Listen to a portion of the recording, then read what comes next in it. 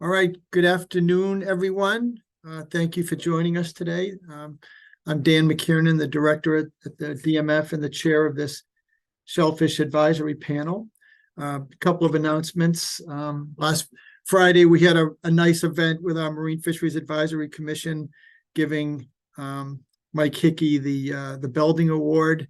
And we had a number of the MSOA leadership in attendance. And unfortunately, Mike passed away last summer, so his family was there to accept the award. But it was a really touching and a great gathering of a lot of shellfish people.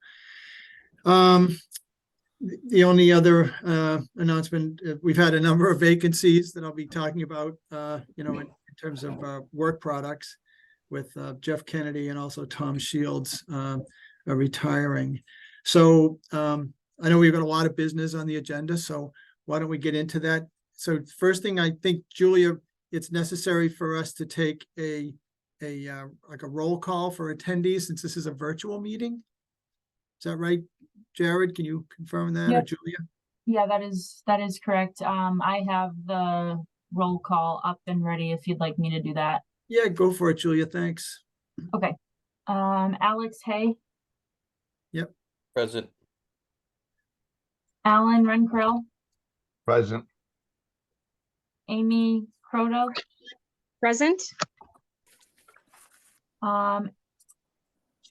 Ashley Randall, or her designee, Sean Bowen. Sean Bowen is here. Ashley said she may pop in at some point, but I'll be representing the department. Great, thank you. Bill Doyle. Here. Bob Colby. Bonnie Heifel or Lisa Rhodes as her designee.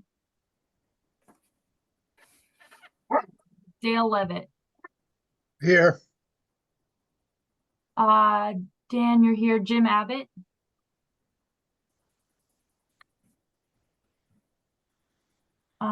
Jim Peters. Here. Josh Reitzma. Present. Lisa Engler or her designee, Todd Callahan. Todd's here. Mike DeVasto. Michael Moore or his designee, Eric Hickey.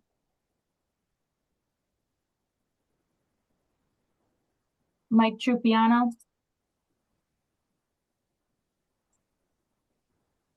Mindy Dome or her designee, Shannon Emmett. Rebecca Rausch. Renee Gagney. Here. Ron Bergstrom. Here. Seth Garfield. And Stephen Kirk. Here. Great, that's everybody. Great. Well, thank you, all in attendance. Looks like we've got a vast majority of you, especially those who have attended regularly, but this is probably one of our strongest meetings for attendance in a while. So thanks all of you for joining us. I mentioned earlier about some vacancies that have occurred at DMF. As you know, at our last meeting, Jeff Kennedy announced he was retiring, and his position has yet to be backfilled, but I believe it's imminent. But it means for the last 5 months, we've not had anyone in that position except Chrissy Pettypass has served in that as an acting role, and she's done a fantastic job. But that means that Chrissy's other work that she was doing can sometimes, take a hit. So we have that vacancy. We also had Tom Shields announce over the summer, somewhat abruptly, that he was going to retire with just a few weeks' notice. So Tom's no longer with us, and he was doing a lot of the work for this particular committee or the subcommittees as well. So, I'll say up front that we have not made the progress on some of those subcommittee topics that I was expecting, but I'm confident that we'll make a lot of headway before the next meeting. So I just want to, mention that up front. There were 3 subcommittees, one on aquaculture site license transfers, one is on seed supply, and the other one talked about bulk tagging. And so we can talk about some of those issues briefly today, but we don't have anything substantive to report on those 3 committees, primarily because of those vacancies.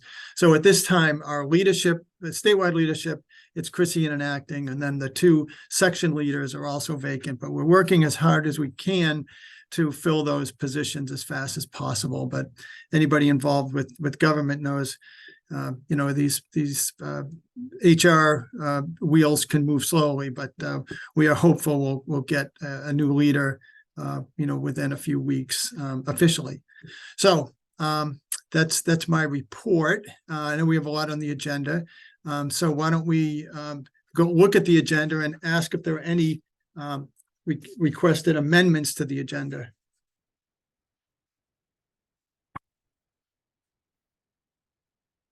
Hearing none. Do we need a motion to accept the agenda, Jared? The point of order, we don't, Good. unless there are amendments. Okay, very good. All right, so On the minutes, and that requires a roll call vote. Okay. If it's a virtual meeting. all right, thanks for that. Yeah, the upside to the virtual meetings is, we saved your commute, and we also the beauty of a meeting this close to Thanksgiving, doing it virtual, is that there's 0 chance that you'll get COVID from this meeting. Last year, we had a couple of COVID cases come out of our November meeting, and that was kind of a bummer. So as we approach the holidays, it's probably smart to do some of these meetings virtually.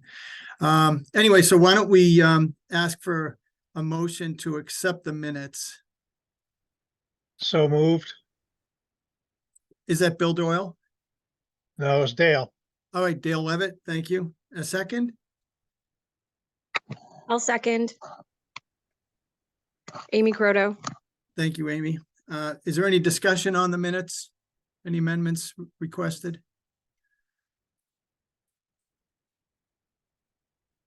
All right. Not seeing any. Dan, Julia, will you call the roll? All right.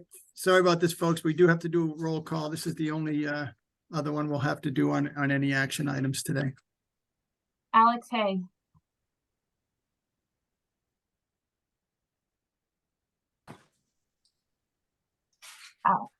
Alex. Approved. Aye. Okay, thank you. Alan Rencrill, Aye. Amy Croto, Aye. Sean Bowen, Aye. Bill Doyle, Abstain. Lisa Rhodes, Aye.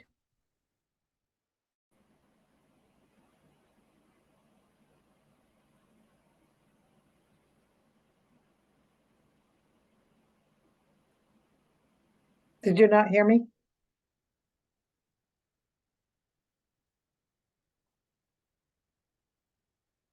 Did we lose Julia?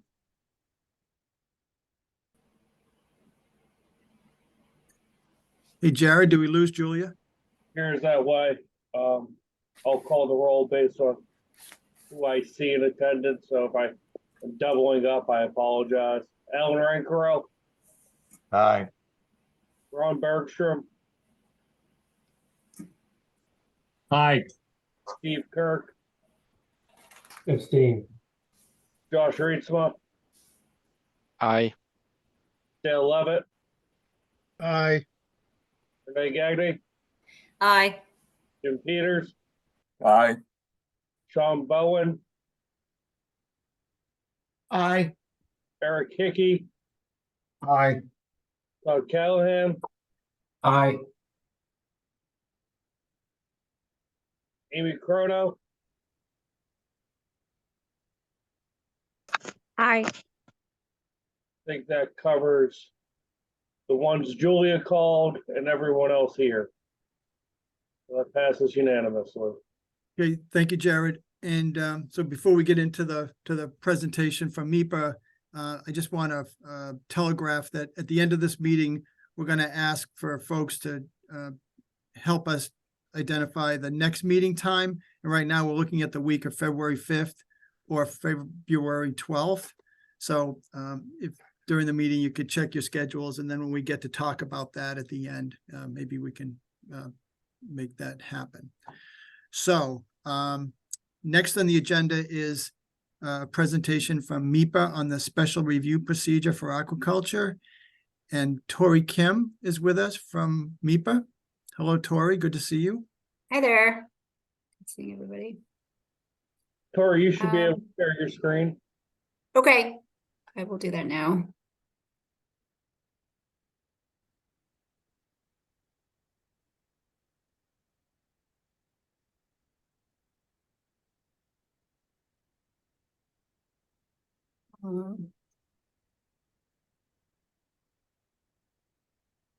Is that showing for folks? Okay, great. Yes. Great. Well, thank you for the invitation. As some of you may remember, we were here last May of 2022 to present on a similar topic.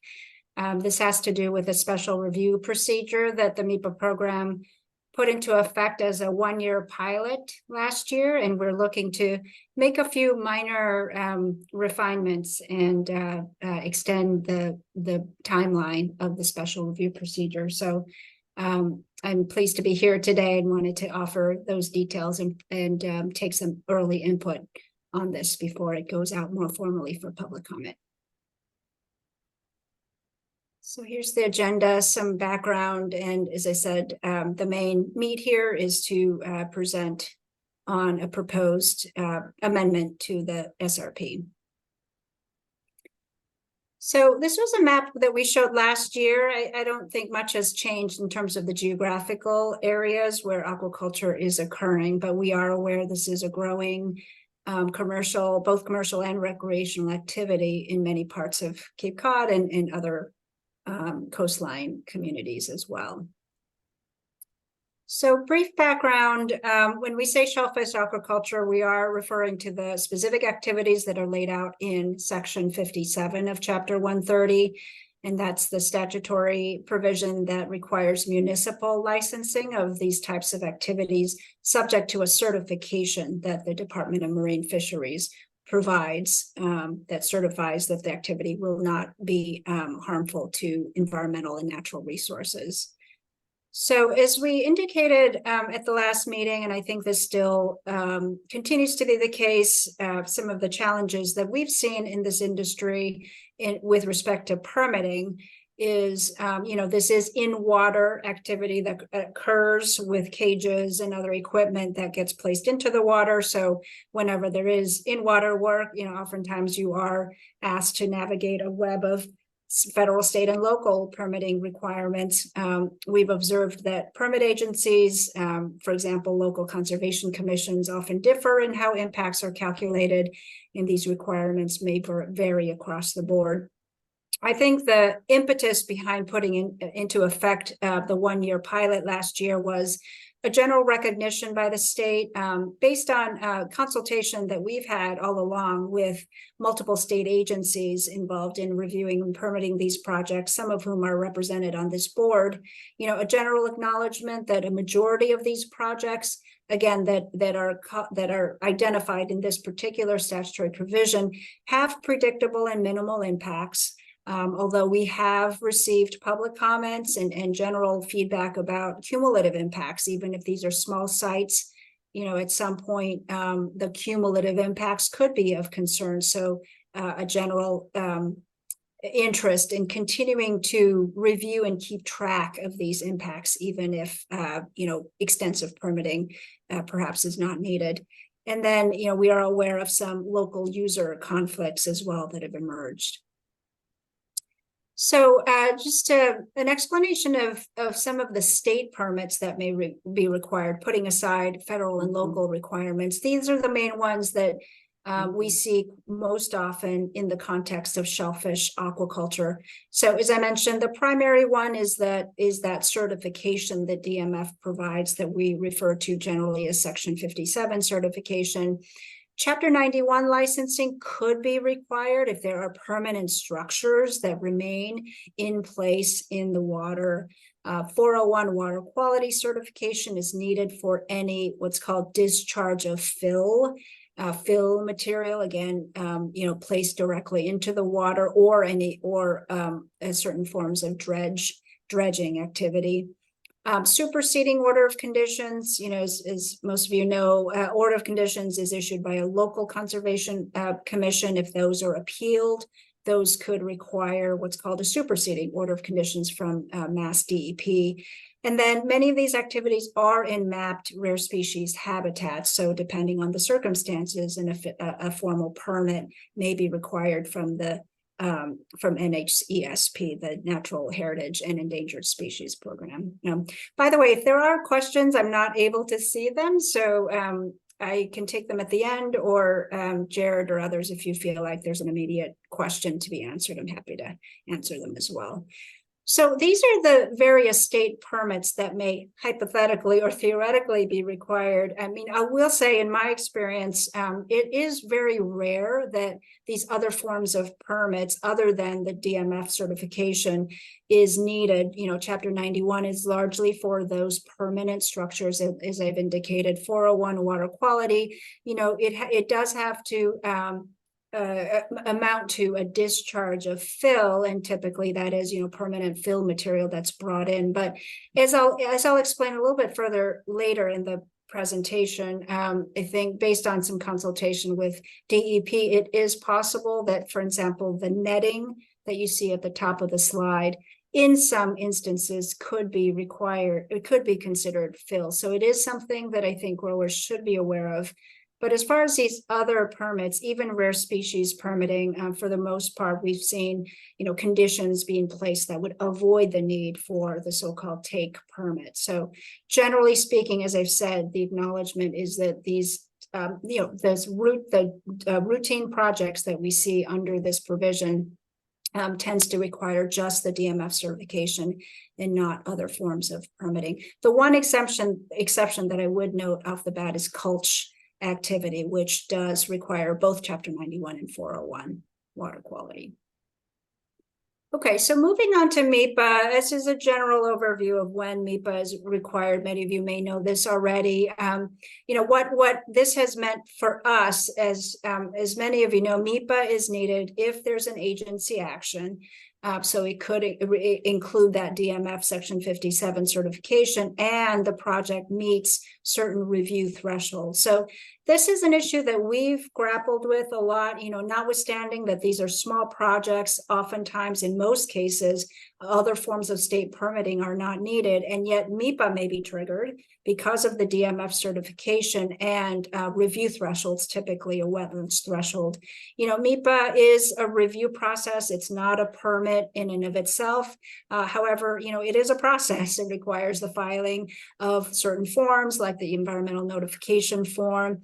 And then we do have these new requirements in effect as of January 2022, whereby if a project, it still has to exceed those thresholds, but if you're within these certain areas around what's now known as environmental justice populations, it's a mandatory EIR process, meaning it's a filing of an environmental notification form for comment, and then thereafter one or more of these lengthier environmental impact reports. So we were very cognizant as these new rules came into place of the burden and complexity, perhaps unnecessary complexity, that this was creating for those small growers, where other forms of state permitting have not been traditionally required.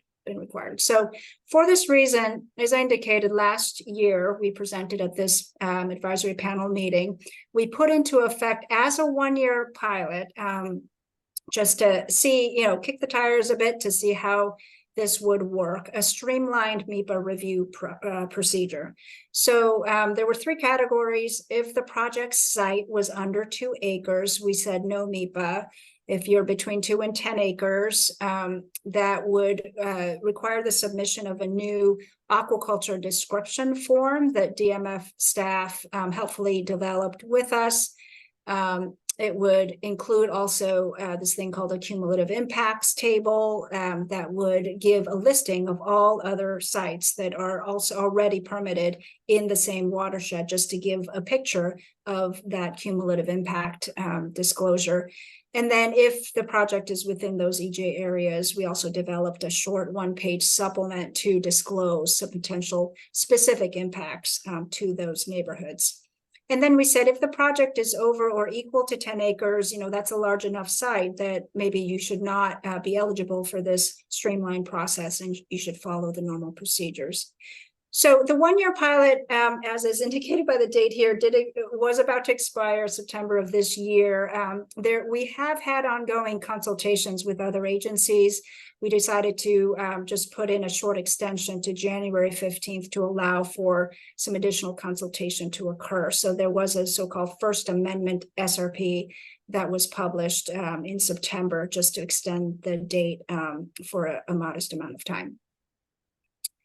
And as I said, this was this one important point of the SRP was that, again, it was limited to only projects that require that one form of agency action, the Section 57. It was not intended to cover culch projects that do require those other permits. The second category is important to keep in mind. As I said, there are some forms of gear, if it's a permanent structure, for example, other types of gear that may be placed directly on the ocean bottom that could theoretically implicate Chapter 91 or water quality cert. But we did make clear that the initial SRP was intended not to cover any of those other projects. It was just to keep it clean, and as a pilot program, just the DMF certification. Some other key developments that have occurred, just to note, the U.S. Army Corps also came out with their own general permit. I kind of view the MEPA SRP to be a general permit of sorts. It went into effect in June. It extends through June 1 of 2028. It does indicate, interestingly, that projects under 2 acres are subject to a self-verification process, so no need for an individual permit. But it does call out MEPA compliance, MEPA documentation, acknowledging the fact that MEPA has an SRP in effect and requiring documentation, presumably in the form of a MEPA certificate, even for projects that are subject to that SV process. DMF also, and we said we would do this when we put out the initial SRP, has started to track data on these types of filings. So we've found that about 20 certification requests were made and issued since the SRP went into effect. 10 projects were within that middle category between 2 and 10 acres, but DMF indicates that notwithstanding, most projects since 2021, as a general matter, are below 2 acres, so have been essentially exempt from all MEPA process since the SRP went into effect. And another observation is that many of these smaller projects are getting permitted on the same time frame by the municipality, for instance, at a common public hearing where, multiple projects may be proceeding at the same time.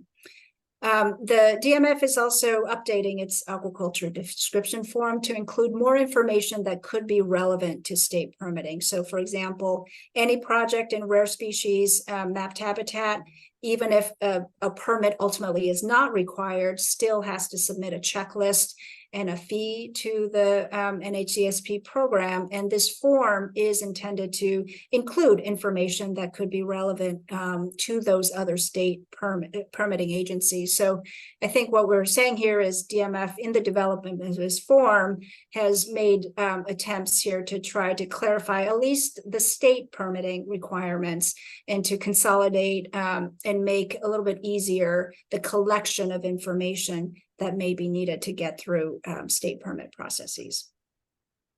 Okay, so getting to the meat here, what are we proposing for this next amendment? So a few points here. So number one, we are proposing to extend this for a longer period of time until June 1. This aligns with the Army Corps General Permit. I think it makes sense to align those two timeframes, but still allows us to revisit the issue, after a certain period of time to see how it's working and maybe if there are additional refinements to be made. As I said at the outset, while these are small projects, agencies have indicated an interest in continuing to track the projects and to have some visibility into their impact. So in the event there are, unanticipated consequences that we discover at a later time or other issues of that sort, there'll be another opportunity to revisit. And there could be some regulatory changes as well in that time frame. So the second bullet here is significant. What we are proposing to do is remove the exemption for projects under 2 acres. As I said, this is the majority of projects that appears to be going to DMF for that certification. And while this may on first blush appear to be, adding some burden, I think, as I said, what we're saying is that we've developed this form. It has standard information, and DMF is now requiring this form to be submitted from the municipality. So any municipal license issued under Section 57 is now required, because DMF has worked with local, municipalities and Shellfish harbor masters to require this form. So if anything, it adds consistency, less confusion about which category a project may fit under. And so any project under 10 acres now, what we're proposing is that they would submit the copy of this form to MIPA. It would go out for a comment period. However, we would accept this form as the ENF. So this would be the only form of review that would be required, and continuing to include that cumulative impacts table in EJ information.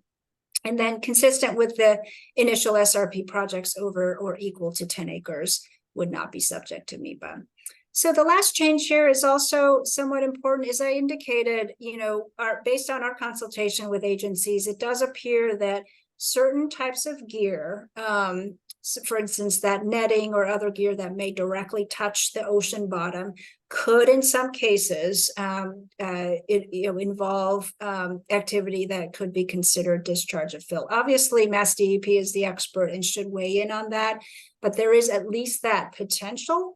And so even for the standard, those smaller projects that we've said generally result in moderate impact. So for that reason, we are adding 401 water quality cert as an eligible agency action that could take, so projects requiring both Section 57 and this 401 could also be eligible for streamlined treatment under the SRP, whereas previously we said if you require any other form of state permit other than the DMF certification, you would not be eligible. So, number 2 here could be, you were requiring it for more projects, but what we're saying is we're also including all the relevant agency actions that could be needed for that particular project.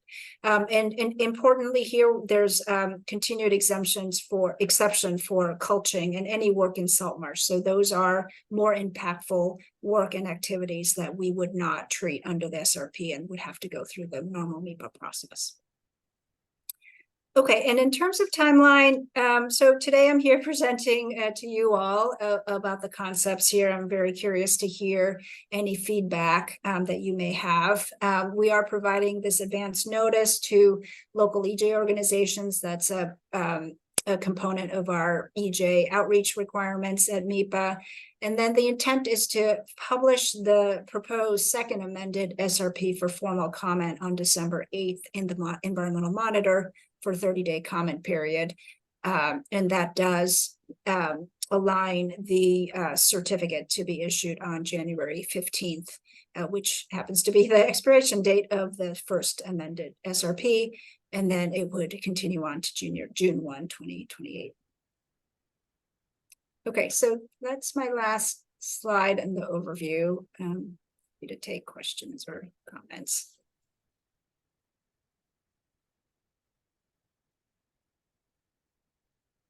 If folks would like to make a comment or a question, if you could raise your hand with the raise hand button.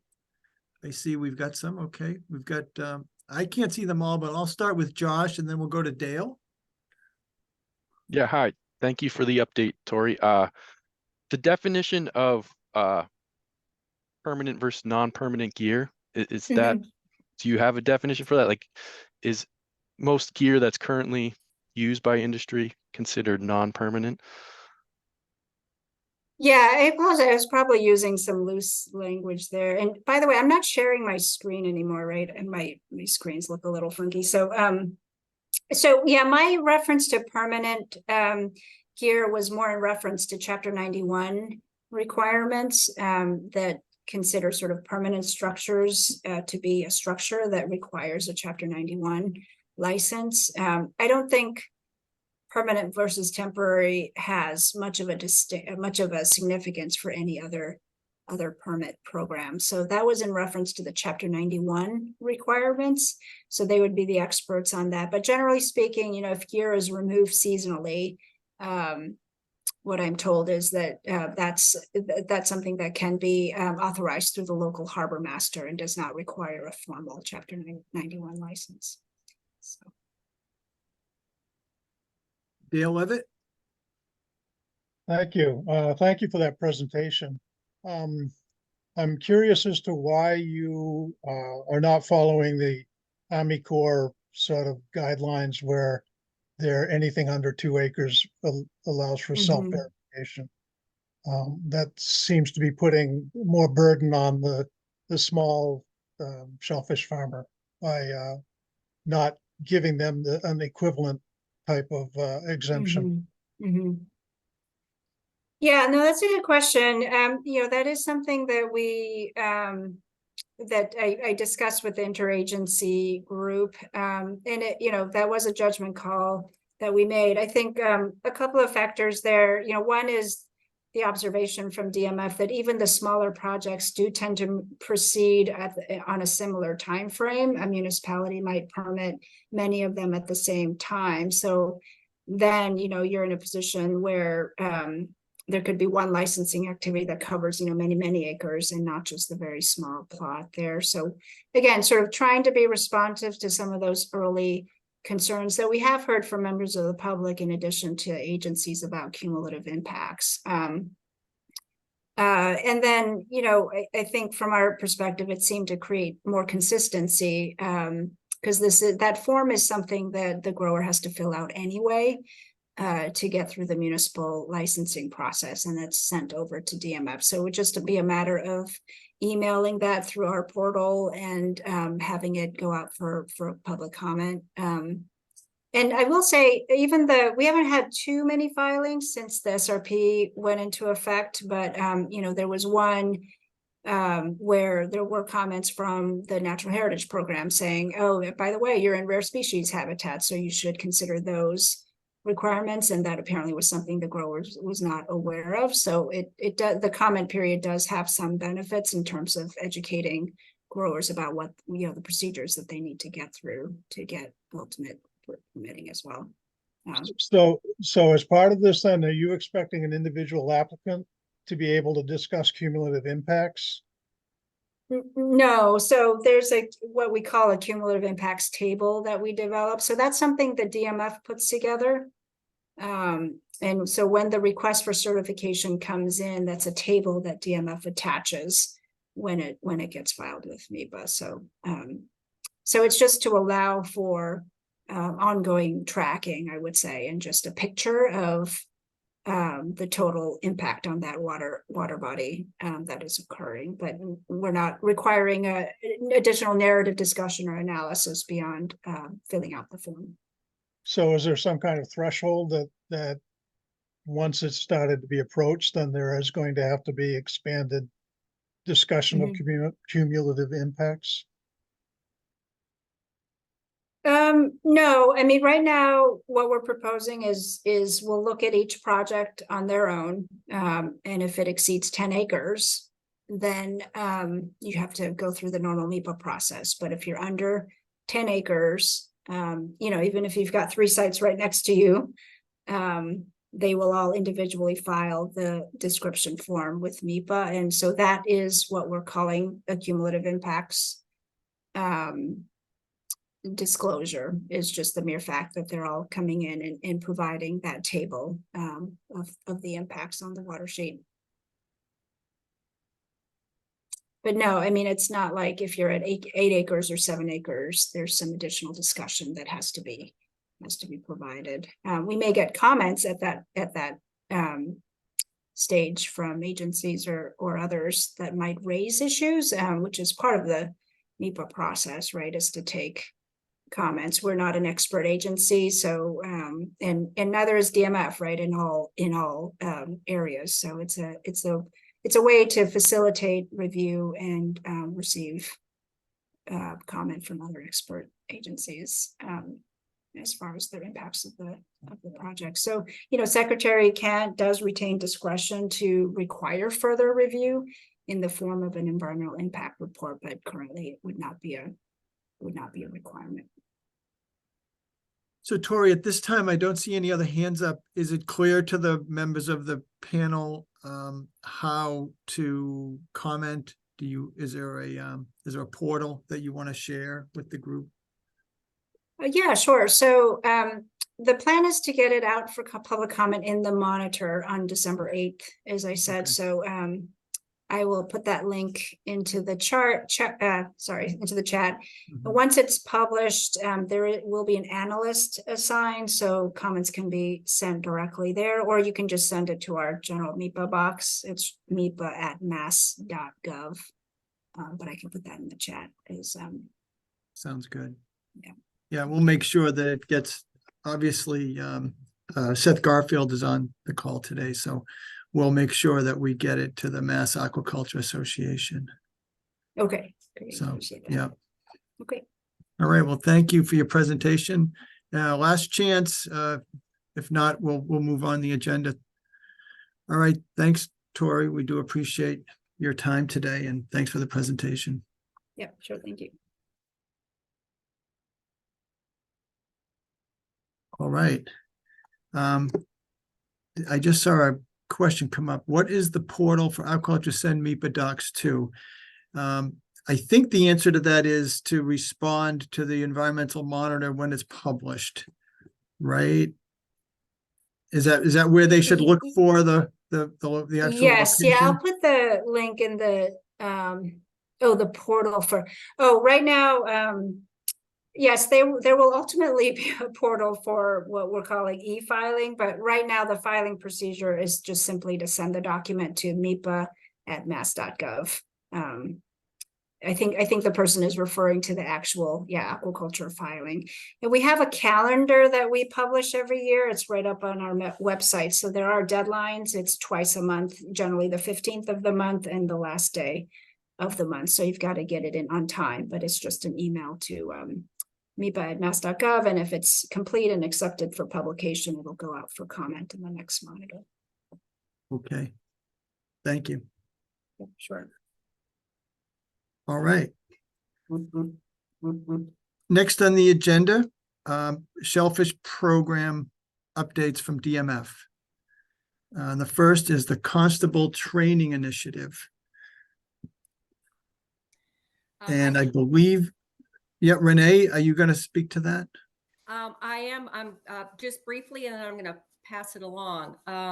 So supporting a more formalized constable training program was identified as one of the recommended actions within the strategic plan. And an educational subcommittee of MSOA has been working on this and trying to create a vision of what that's going to look like before we go out and request funding or request the Chapter 130 be amended. And so we were very fortunate and somewhat relieved when Sea Grant said that they could help us through this process. So they introduced us to Grace Simpkins, who's a Hui Sea Grant educator. And as Henry would say, she's been helping us navigate through the fog, and she's here to give everybody an update on what we've been working on. Okay. Thank you, Renee. Can everyone hear me? Yes. Perfect. And can you see my screen now? Yes. Excellent. All right. And I'll start my timer because I like to keep myself honest. Thanks for this opportunity to share sort of the progress we've made. I'm going to walk you through the revamp. That's what I'm calling it for the Shellfish Constable training And if there are any questions that I can't answer, I'm glad that Renee is here to answer them. So it's been a real team effort. So sort of the team that's been meeting and talking about this is Henry Lind, Renee Gagning, Dave, you know what? I swear I wouldn't say people's last names because I always butcher them. Does Eric Hickey have a question? I see a hand raised. Should I be taking questions throughout? I'm sorry, that was my accident. Okay, just checking. You can write things in the chat box too, because I'm monitoring that as well. So the team, we had Henry, Renee, Dave, Abigail, Rachel, and I, and we've had a couple of different meetings. And so what I thought I would do is sort of walk you through what the courses looked like in the past, why we're taking a look at it now, and sort of where we're going. So the history of the class, it's traditionally been in person at Mass Maritime Academy. So it was 2 weeks long. That was 40 hours each week for a total of 80 hours. Housing was not provided. So folks had to come and go back and forth or stay somewhere in the local area. There was a fee associated with the course. It was required for constables and deputies. And then there was a binder of information that was worked through, but also you got to take that afterwards. And the information that was covered in the class covered a variety of topics about current methods, regulations, recent science discoveries or the science that's needed, law enforcement protocols and requirements. And that was what was happening up until COVID hit. And then during COVID, the program went completely virtual. So then it was 100% online, covering maybe slightly less content. I think the topics were whittled down just a little bit. And so there was no in-person component. So we've got some folks that have gone through that training, and we've got some folks that have gone through the in-person training. But what that's done is given us sort of an ideal time to reassess the class, because now we've seen what it's like to be in 100% in person. We've seen what it's like to be 100% online. So we have some things to compare and some things to think about, especially because post-COVID, a lot of people are a little bit more used to doing some things online. So that opens up some doors that were not open previously. Also, the desire was to sort of professionalize the course. So have someone that was running the course and sort of streamlining it a bit. And with the model we're going to propose, it also opens up the opportunity to have refresher courses, which there has been a strong, in the little amount of time that I've been interacting with folks, have heard from multiple people that there's a desire for that. And the goal is to make it more accessible. So in the past, it had been happening, and Renee, you can correct me if I'm wrong, but I think every 2 years at the most frequent. So the goal is to make it more accessible, not only in timing, but location, because it was a challenge for some folks from the North Shore to come down and be gone for 2 weeks. So really a lot of different things that we took a look at when we were looking at, if we could do anything we wanted, how would we change up this course? So the things that we came up with, and I should just say this is a product of our team, but you'll also see that we took this to the Massachusetts Shellfish Officers Association meeting and asked for feedback from everyone. And so it was really great to get feedback from folks that had the in-person training to see what was important and what they felt, they hadn't really utilized from the course. We also got feedback from folks that had taken the online course. How did they like that? What worked and what didn't work? And there were folks there that haven't taken the course, so they could tell us, here are the things that I would really like to see, because I think it'd be useful in my job. So we're proposing a hybrid situation. And the beauty of hybrid is that you have both an in-person component. So that's in a classroom or in the field. And there's also a component where you're able to do some of the units that we thought didn't necessarily need to be in person or hands-on. You could do them from your home, from your job, but you could do them virtually and at your own pace, meaning that some of the units we might be able to say, you have a week to take a look at this and then, answer some questions or reach out to us about it. So the online content is more at your own pace, and especially since folks are still doing their job while they're taking this, that will allow them to sort of pace those pieces. And then we were thinking about having certain pieces that were in person. So just as a reminder, the audience is constables and potential constables.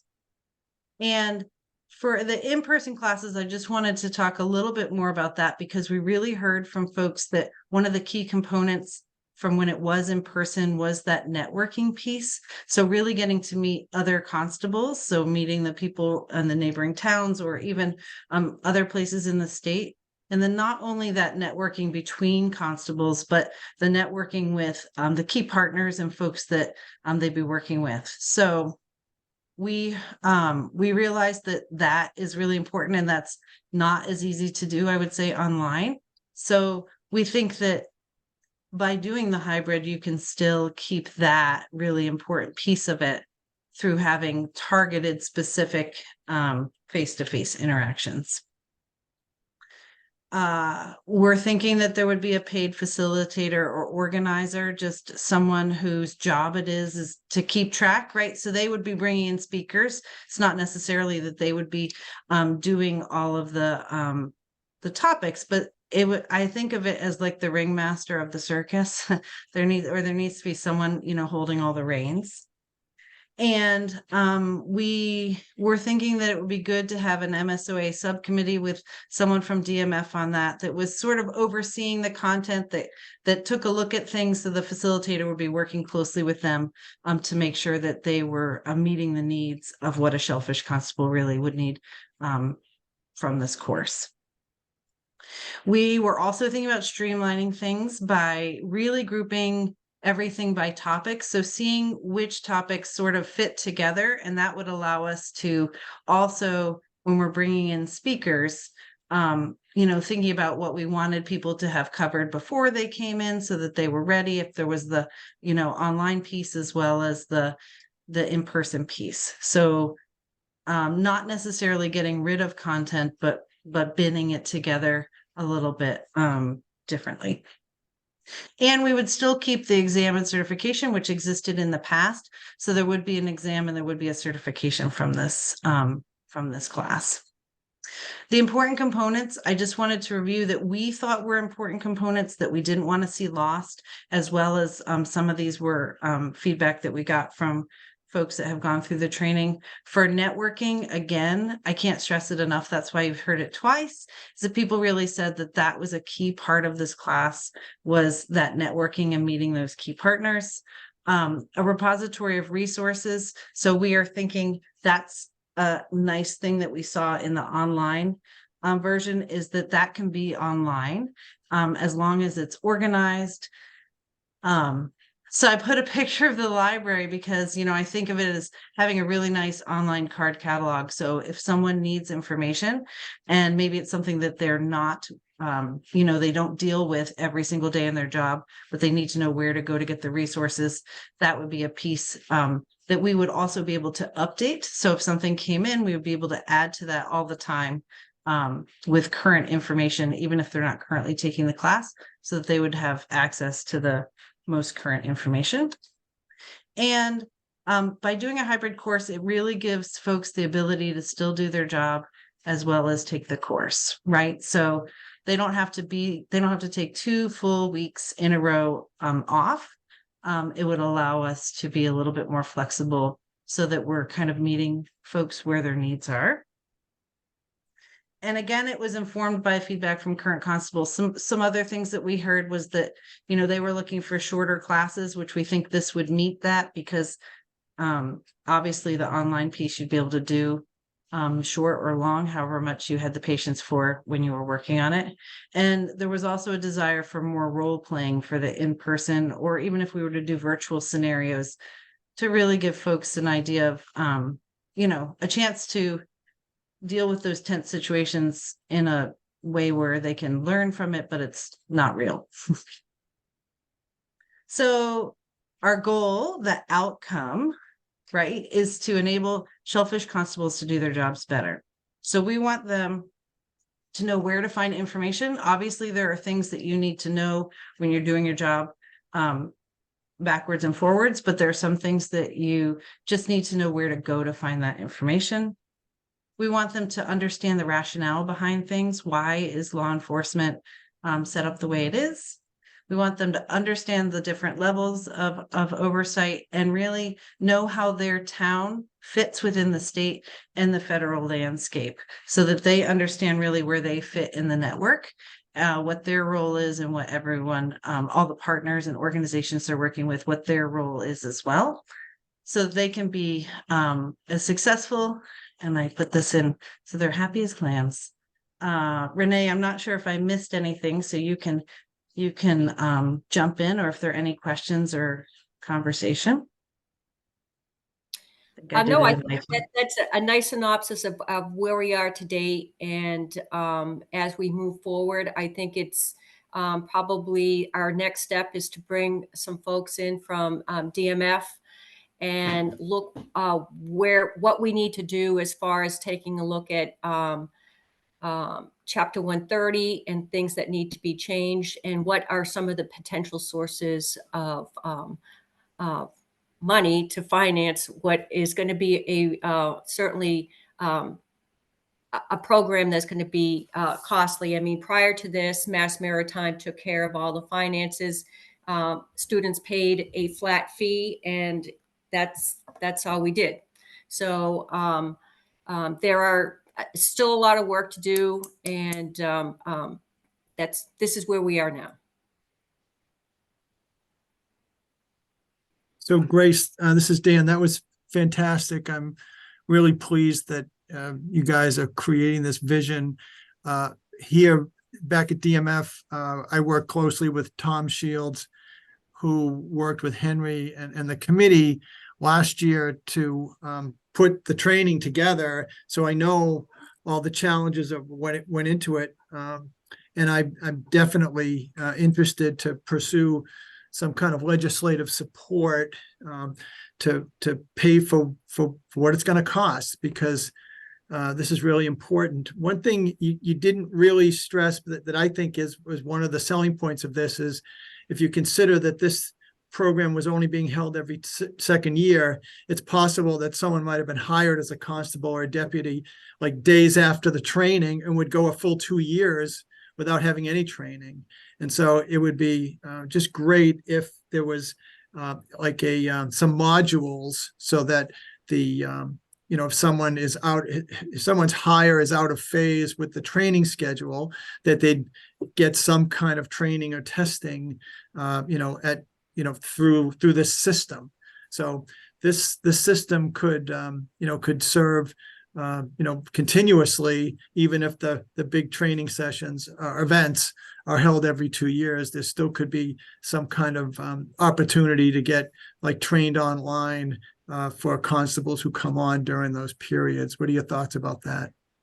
Yes, absolutely. And I'm sorry, I was supposed to say that was meant to be in the timing section. So I'm really glad that you brought that up. That's one of the advantages that we see, is that having those online modules for sure could be done. So if someone were to come on, they would be able to do those pieces and the assessment for those pieces really at any time. And also, what I didn't mention, I think this opens us up to being able to offer it more like the in-person pieces more frequently than every 2 years, because we're saying we're offering sort of smaller in-person pieces. So we might be able to do that every year. And whenever someone comes on board, they can immediately start on that online piece. And whenever the in-person piece comes around again, then that caps the course. It also will allow us the flexibility to have some of those in-person pieces in different geographic areas, so that we can make it more accessible to folks that maybe don't live as close to Mass Maritime. So we absolutely are thinking along those lines. Apologies for not saying that. Yeah, during right. I will say that I've talked to at least one state senator who was interested in this, but also was instrumental in creating the statutes that created the Harbor Masters training. And so I think there's a nice analogy, even if it's not as rigorous as the Harbor Master training, because the Harbor Masters, I think, have a kind of a more intense level of training given what they're dealing with. I still think it's a great model for you to follow, especially with some potential funding from the legislature. So I look forward to helping you folks with that. Thank you. Thanks, Dan. And we actually did take a look at the Harbor Masters and what their actual process was to get to their actual training at this point. So we've been in discussions with them and how they went about it. I believe that they created language, legislative language, and then created the CMRs, which created the committee that reviewed the actual curriculum that was being taught at their training courses. So that kind of a model, I think, is if it's not recreating a wheel, if we could replicate that, something like that. Great. Anyone have any questions or comments that they want to bring up at this time? All right. Well, Grace, I look forward to your next report. No doubt that'll probably be at one of the future MSOA meetings, but please, I'm glad you had a chance to share this with the folks in this panel, because everybody needs to be concerned about the constables and their level of professionalism to make sure that we can get the best that we can. And it's time. I mean, I'm really glad you're doing this because, Henry's been volunteering for a really long time, and it'd be great to be to get that succession, especially if we don't have to depend on volunteers so much and do it with some kind of compensation. I think you've identified that. I'm really pleased. Great. So go ahead. Anything No, I else? was just going to say thanks for giving me this opportunity to be here. If anyone has any questions, you can always email me as well. Renee's got or email Renee and ask, but we'll continue to work in our committee.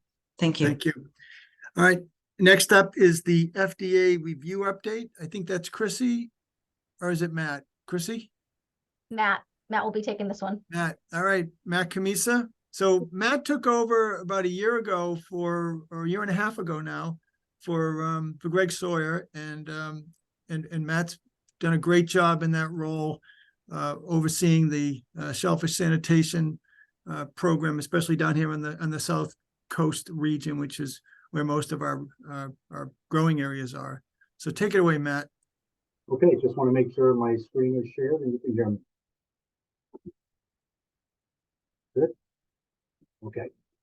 So 4 updates to give you today. There'll be 2 FDA review updates and 2 growing area updates. So the first is the ROM peer, or the risk assessment, risk management peer that took place in July this summer.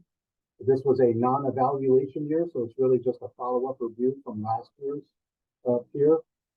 Chrissy, Gabe, and Dave Lamoureux traveled to several Cape towns and Martha's Vineyard towns.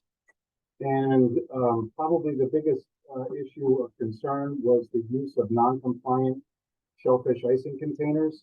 As you all know, they're supposed to be smooth, easily cleaned. The list goes on and on. Apparently, there were people using non-compliant containers. And an example of that would be a milk crate, which does not meet any of those items listed there.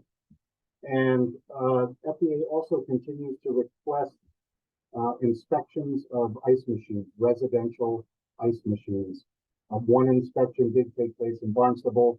It was as shiny as a brand new penny and passed with flying colors, so that was good.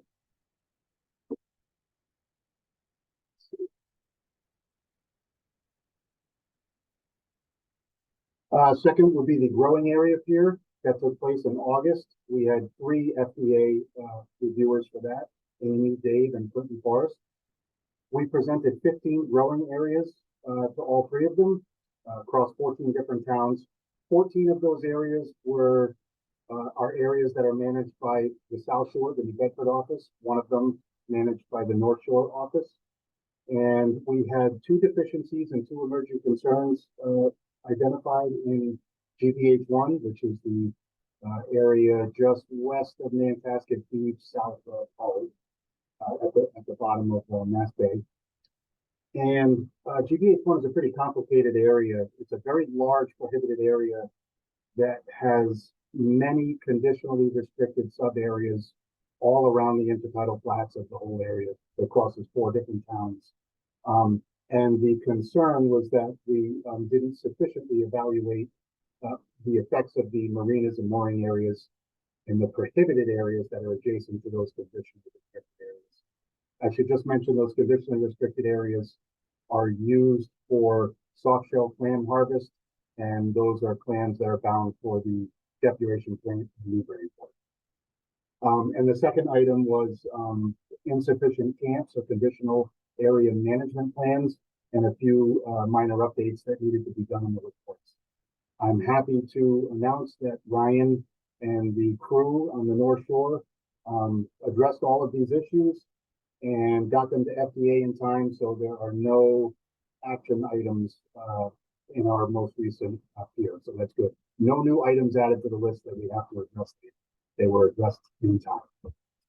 An ongoing concern from FDA for us is our use of remote areas.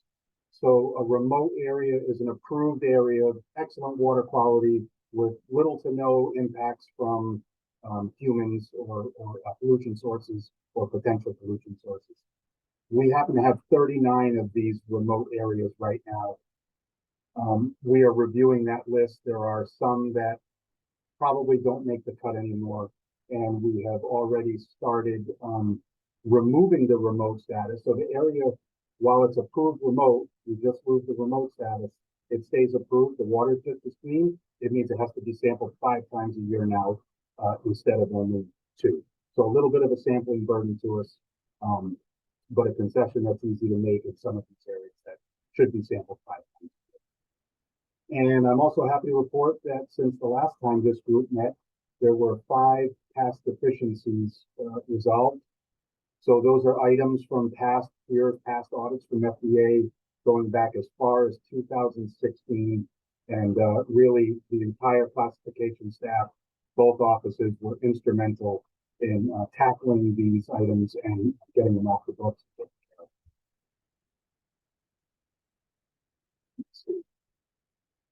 So for growing area updates, the first one is the current north-south line, the way we've split up our growing areas, it falls in Cohasset. So everything from Cohasset south, the folks in the North Shore office oversee and manage those. Everything north of Cohasset is in the Gloucester office. And in January, on January 1, we are going to be relocating that line, and we're going to move it down to and in addition to that, once we do that, there will also be additional reassignments within the South Shore office, just because some people will lose several of their growing areas, so they'll have a substantially lighter load, and then we can then redistribute amongst ourselves in the South Shore office.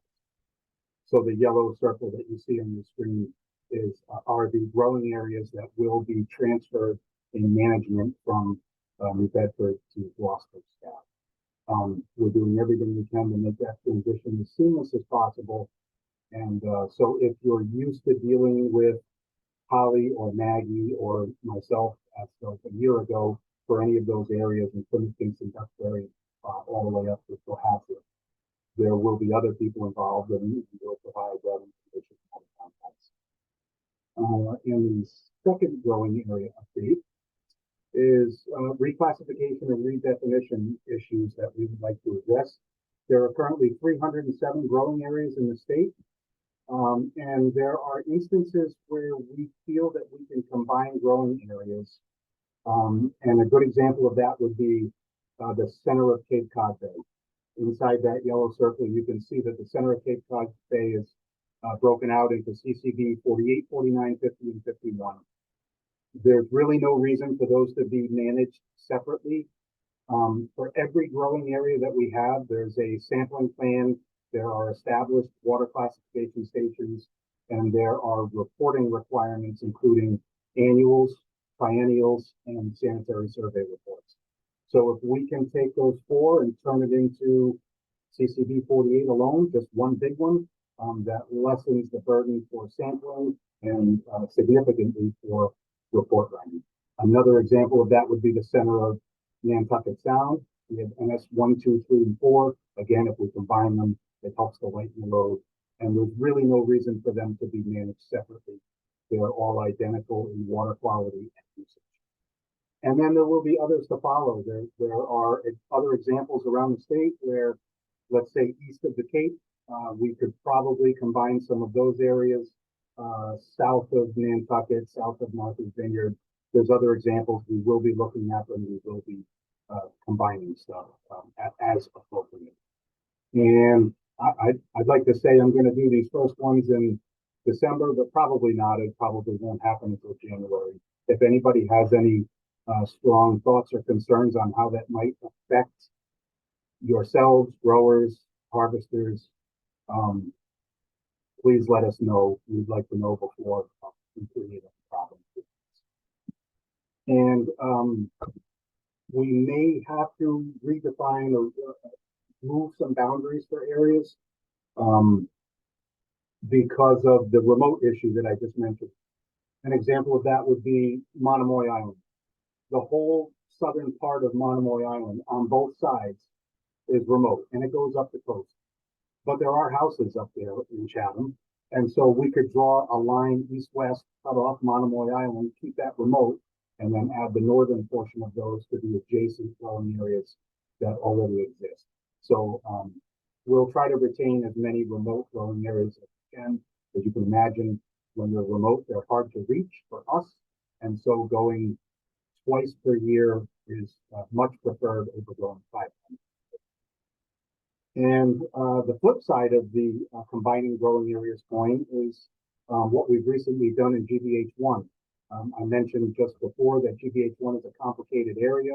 It's a very large area, and we have recently split that into 4 different areas, GBH1, 7, 8, and 9. And this was done just to improve efficiency of management of those areas. It was too much going on, too big of an area for one person to get down and sample on one side, and just too much to put into one report and have it be clear and concise. So there are instances where we go the other way. Anyways, those are the 4 updates I have to offer, and I'm happy to answer any questions if any. Matt, clarify, is GBH Greater Boston Harbor? Yes, it is. Okay, thanks. Any questions for Matt? Okay. All right. I have a quick clarification for remote areas. Matt mentioned us redefining around Monomoy because of the houses. One of the distinctions or one of the requirements for making an approved area eligible for remote designation is that there's no human habitation.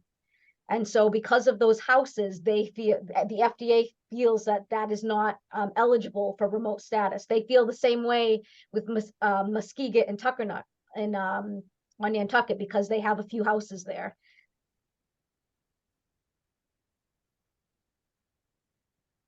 Okay. Dan, Yes. hey Ron, go ahead. houses on Monomoy? Am I missing something? There's one dwelling on Monomoy that has essentially the old lighthouse, quite a ways inside the island. So I mean, what is the reference to? So no, to answer that, no houses on Monomoy. Monomoy is an area that the whole island south of the mainland can remain remote because there are no houses. But the current growing areas extend up to the mainland and touch the shoreline where there are houses. So rather than turn the whole thing not remote and have to sample it 5 times, we could redraw some lines keep the truly remote part remote and add the parts that have houses and shoreline habitation to the adjacent areas that are already being sampled by. Yeah, that makes a lot of sense. Is that clear? Okay. Yeah. And Chrissy's example of Muskegon and Tuckernucker, those islands off Nantucket, they do have a couple of houses on them. We think they're about as remote as you can get in the state of Massachusetts. But there are houses and there are people that use them, and so therefore don't technically need to require. I heard the seals have taken over some of those houses anyway, so Yeah, literally, right? enough of them. Yeah, Actually, Dan, this might be a good time to mention that we are pursuing, another boat, where we may have to change some of these areas that, like Muskegon and Tuckernut, that currently have remote status and we're only sampling 2 times a year. It's challenging to get out there. And so, we do have an initiative to try to get access to additional boat resources. right on. Yep. Hey, I just saw a message in the chat from Mike DeVasto. Jared, can you elevate him? All right. Okay, next on the agenda is Shellfish regulatory updates. There's a memo in your package that covers a lot of these. It was a memo written, I believe, to not only to you as a entity, but also to our Marine Fisheries Advisory Commission. So just to be clear, the Marine Fisheries Advisory Commission is the group, the 9-member panel that has the regulatory authority to approve any regulations changes.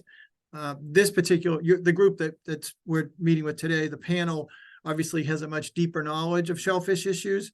So, your input, has a lot of value, especially as we're in the process of preparing the draft regulations. But I just want to make it clear that, the commission ultimately gets to vote on that, but we do appreciate your input as well. So go ahead. Is it Jared? Are you going to talk about this one? Or is it Chrissy? Such a good job Friday. I want her to do it again today. All right. Okie dokie. Can everybody see the slide? Am I sharing my screen? Okay. Yes, ma'am. Okay. So the first update I want to talk about is icing for the Vibrio control plan. This past year, the Vibrio working group met and considered revising the definition of adequate icing. This is something that industry's been sort of asking us to revisit for a while now. The current Vibrio icing regulation, which now is inconsistent with the Vibrio control plan because we changed the Vibrio control plan, but we didn't have enough time before the Vibrio control season to update the reg. But we did commit to industry that we would update the regulations for the 2024. And so that's what we're trying to do here. So the current regulation and the former, the 2022 Vibrio control plan, described adequate icing very prescriptively, where the bags of oysters are surrounded with at least 2 inches of ice between each bag, between the bags and the sides of the icing container, the bottom of the icing container, and 3 inches on top. So also loose oysters, pretty much the same. The loose oysters with at least 2 inches of ice between the oysters and all walls of the container with icing in layers within it, and then also 3 inches on top. Industry felt that this was sort of overkill. It was too prescriptive. So the Vibrio control group met and decided to sort of ease it so that the definition of adequate icing is basically that the oysters are completely surrounded by ice, including between the walls of the icing container. This allowed for, or we believed it would allow for the grower to use a little discretion and use maybe less ice if it's, the beginning of the Vibrio control season in May and it's a 50-something degree day and it's cloudy and there's not a whole lot of risk of temperature abuse. So that's pretty much what we're going to do. We're going to update the definition of adequate icing for in the Vibrio control regs. We are also going to update the language where this is actually something we added not this past year, but I believe the year before, where we are allowing the there's a long-standing practice of the dealers taking on the responsibility of icing at the landing site. We know this has been happening, but it was basically not consistent with the Vibrio control plan.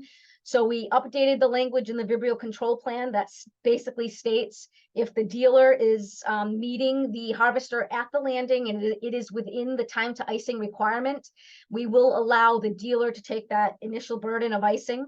So the harvester doesn't have to do it. The harvester is still responsible for ensuring that adequate icing has taken place. And the harvester has to make sure that they update their icing tag with the accurate time of icing. But that is something we will be updating.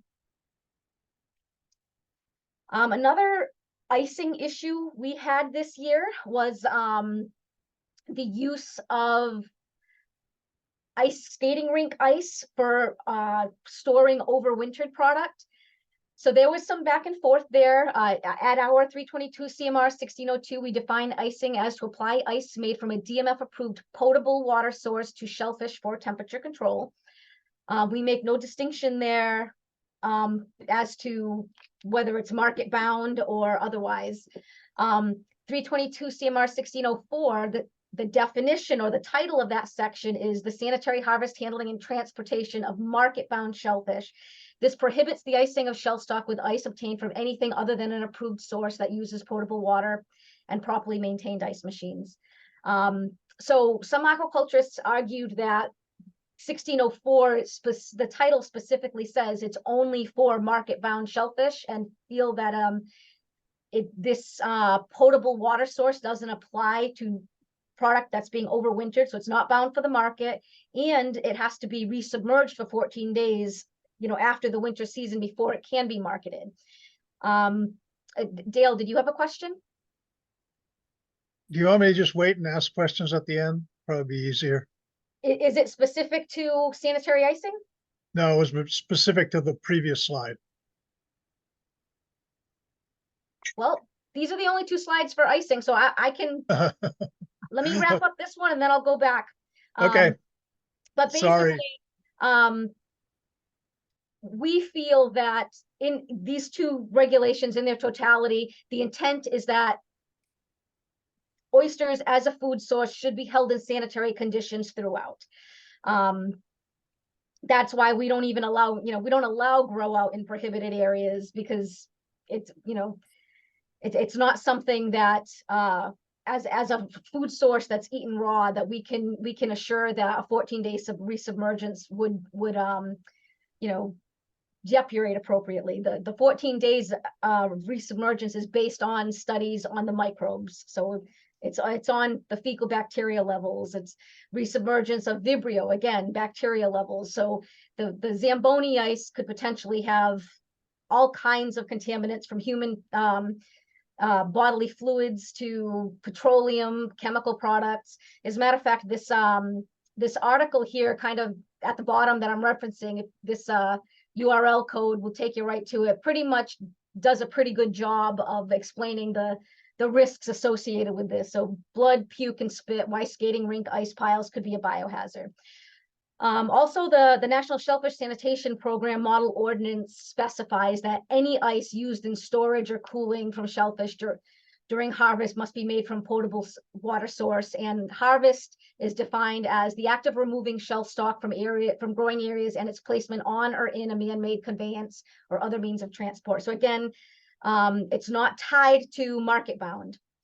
So to eliminate any of this confusion, we're going to change the regs to make it explicit that we expect the handling of oysters to be done in a sanitary manner, and that any ice being used to be placed in contact with the shell stock needs to be made from a portable water source.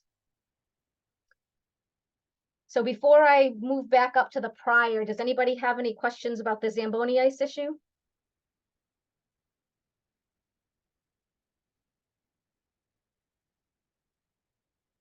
Okay, Dale, shoot. So I'm a little concerned with some of the, just the wordsmithing of this, because someone could anticipate that you need to have a continuous layer of ice around an individual mesh bag. And so if you have a layer of mesh bags and some of them are butting up against each other and you have ice on the top and ice on the bottom, is there going to have to be ice between each individual bag? So I think it just needs to be wordsmithed a little bit to be a little bit more clear that a layer of bags with ice on the top and bottom is adequate, rather than just saying that each bag is continuously and completely covered with ice. So I believe the intent is that each individual bag is completely surrounded by ice. Eric, do you want to weigh in on this?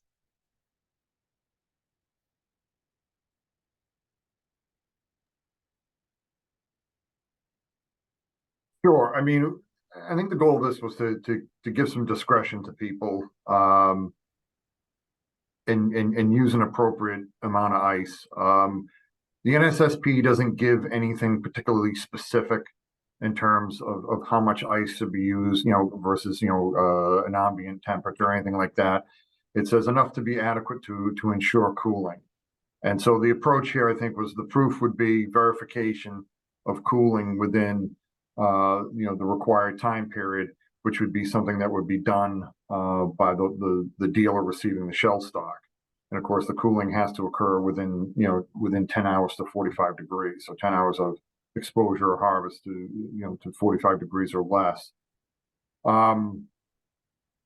In some cases, it may be appropriate to put, a lot of ice in a container and to, put ice as a layering. And when we looked at this with other states, Virginia in particular, who's been, doing Vibrio control for quite some time now, probably twice as long as Massachusetts. This is what they have in their control plan, is a layering scheme. When people are packing out oysters either in skids or in large containers.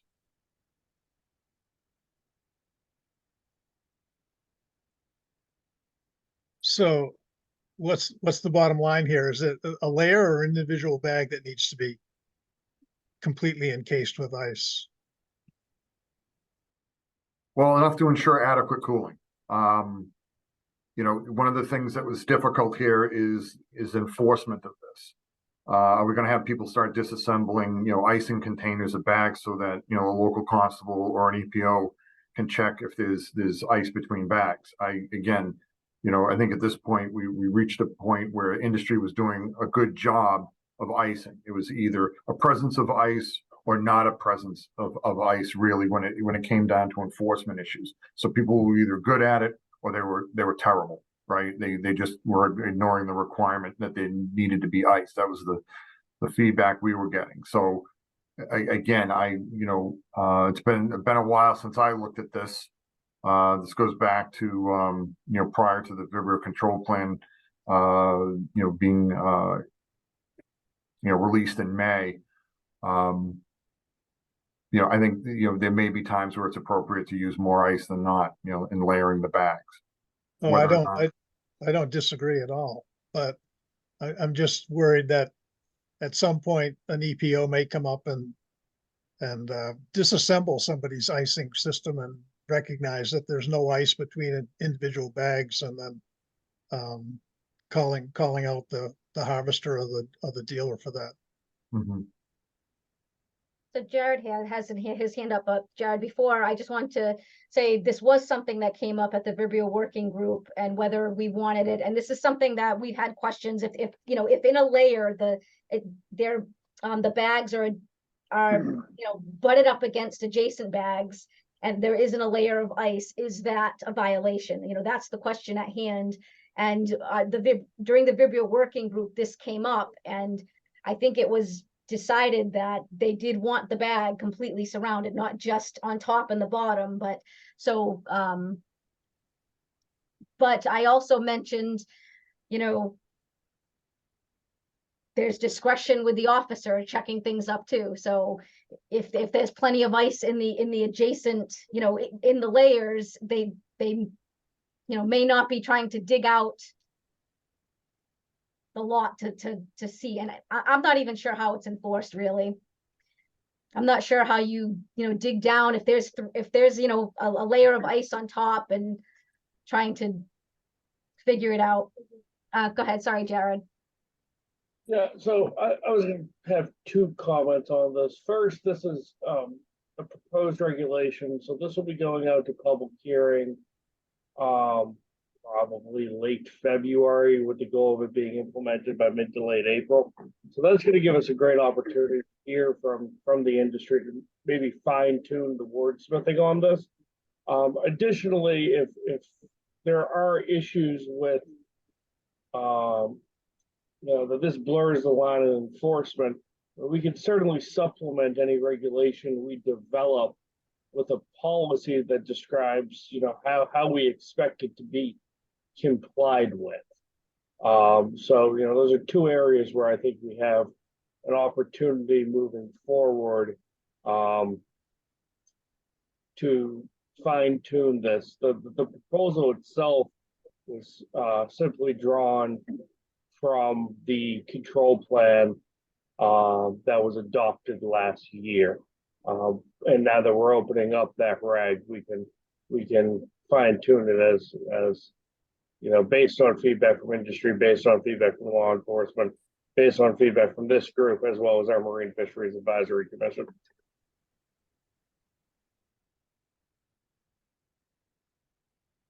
Seth? Hi, thank you. First off, I want to thank you all for, listening to the shell fishermen. And as you know, the icing is a big cost per se, and we are adjusting the regs and rules to address that concern. So I think that that's a step in the right direction. Obviously we've all heard stories of certain EPOs or shellfish wardens that have, been a little more aggressive towards the icing issue. But the other thing, and Chrissy, I think you said it as well as Eric, the fact that we've now have all been educated on icing for 5 to 10 years here, I think that the compliance and understanding of that is significant, and everybody is doing a very good job with that. There's always the exception to the rule. The other thing, and I haven't heard it yet, and maybe it's later on in this report, but the fact that more people are icing and the whole time temperature concept is better understood, is that the actual cases of Vibrio that are reported and further diagnosed are significantly less than 5 or 10 years ago. So that's great. So I just wanted to comment on that, and thank you, for the appropriate wordsmithing, so it's easy to enforce it. And any icing and all icing is certainly better than what we had. And then maybe it's a question for Chrissy. Assuming eventually there is snow on Cape Cod, can folks use snow to cool their stored shellfish? Thanks. I think the key is that it says from an approved potable water source. And so if you're scraping snow off the sidewalk, then that wouldn't be an approved source. But Mother Nature does a good job, though. She's pretty reliable. What this did speak to, sorry, Dan. I was gonna, go ahead, and then I want to call on Eric because I have a feeling he's trying to clarify some issues. But basically, this let us know that this identified that there is a lack of resource for getting ice that is a cost-effective way of getting ice. And so DMF has worked through grant programs to try to fund some ice machines and get possibly work with a dealer that would we could fund an ice machine and maybe have ice available to industry at a discounted price. So that is something that we've been looking into, because this points to a need for industry. Thanks, Chrissy. I'm going to go to Eric, and then I'll go to Mike DeVasto and Ron. Go ahead, Eric. So two things I want to clarify. One, whether it be, a nice winter snowfall on Cape Cod or the pile of snow outside of a skating rink. We all know that shellfish grows in a natural, in embayments and estuaries, but we have a testing program for those waters when those shellfish are intended for the marketplace. We have growing area classification. And so using anything other than ice from, a potable water source is simply not good public health practice. And when we brought this, in front of FDA, they were a little shocked to hear people were doing this. They've heard of it in the past. They referenced the situation in Canada that came to light in the media a couple of years ago. And, I think pretty much everybody in the regulatory part of shellfish management just thinks that this is just not a good look, for the shellfish industry to be using anything other than ice from, a licensed ice manufacturer. Getting back to icing at the landing site, or icing on a truck, and doing compliance checks and icing between mesh bags. The last thing I'd want to see on a hot day is a shellfish warden or constable or an EPO disassembling packed up oysters that have some amount of ice on them and are in a container that meets our regulations. Don't go looking for trouble, right? Because I think all you're doing is increasing the time temperature exposure to ambient air. And through that act of breaking down something in the field, you may be contaminating the ice. And I think you just, at that point, the cure is worse than the ailment. What I'd rather see, and maybe this is a topic for the constable course, is if you're doing an ice compliance check, you use more open-ended questions in the interview process and say, okay, are you receiving? Yes, I'm about to receive something. All right, I'm going to watch you ice your oysters. And I think, somebody can make a recommendation as to whether or not they feel, somebody's in good compliance. Sometimes when you ice something, you create an igloo effect and you're not really bringing down that product as quickly as you could. FDA, again, doesn't give a whole lot of guidance. But I go back to something like tunas, where we have a histamine concern, icing tuna. And, you have a gutted tuna, and FDA recommends that you pack ice inside the body cavity and you bank ice up around that, that tuna in the shipping container. And so that's kind of what we're looking here for shellfish, is if you've got gaps between bags, throw some ice in between. Don't pack it so tight that it glazes over and it completely freezes, and it makes it completely difficult for somebody to, unpack that icing container. But shovel it in ice enough to get it cooling. And I think generally speaking, if you have ice on the bottom of the container, ice on the top, and you're able to get some, on top of each layer of bags, if you're saying packing 6 bags in an Exacta tote and you're dumping ice on top, that's fine. The previous plan actually required you to put some on the sides. Now, I don't know, how easy that was, but I can't imagine it was very, it was probably kind of challenging to do in the field. And I've never heard of an EPO citing anybody for not having adequate ice, on the side wall of their icing container. So I think we've got to take sort of a, kind of a practical and reasonable approach to this. And if it does require some wordsmithing, as said before, having, as Jared said, we're going out to public comment, maybe someone can suggest some wording that's a little bit better. We made a decision, in late winter, early spring last year. We put it in the control plan. I do think it's maybe not perfect, but it is a bit more user-friendly than past versions of the control plan. So this is something, we'd certainly be willing to entertain input. If people, thought they had some better language, then, please, by all means, send it along to me and Chrissy via email or something. We can take a look at it and consider it. Okay. So again, Jared Silver, when do we see the public hearing notice on this? Probably in January for announcing a February hearing? Yeah, I would anticipate a midwinter notification of a late winter public hearing. I'm sorry, January? A midwinter notification of a late winter public hearing. All right, okay, well, I think it's January, because obviously you need 21 days of notice on a public hearing. So most likely it's late, late January. So anyway, so you guys will be able to see the draft regs at that point. All right, when we get to the other two hands up, Mike DeVasto. Hey, just to speak to this, I think that Eric's comments, maybe this is more for later when there's public hearing, but I just think, consistency as far as icing. And if you have bags placed in a cooler, even if they're up against each other, the mesh bag is really the divider, isn't much of a divider. And if you're layering ice on loose oysters, you'd be just putting a layer over the oysters. There's, there could be, 4 or 5 inches of oysters before the next layer. So really the important thing is layering. Trying to get ice in between bags is a really difficult thing to do, especially with cube ice. So I just think, if we can just have a layer on top of every section of bags, that should be good enough. The ice drips down in between the mesh, and it really doesn't make much of a difference. So I'd advocate for the language being layering rather than surrounded. And that's pretty much it. And I guess I'll make that comment when it comes to the public comment period as well. Thanks, Mike. Ron? Yeah, just oystering is not my thing, but in listening to the talk, I agree. Whatever's easiest is best.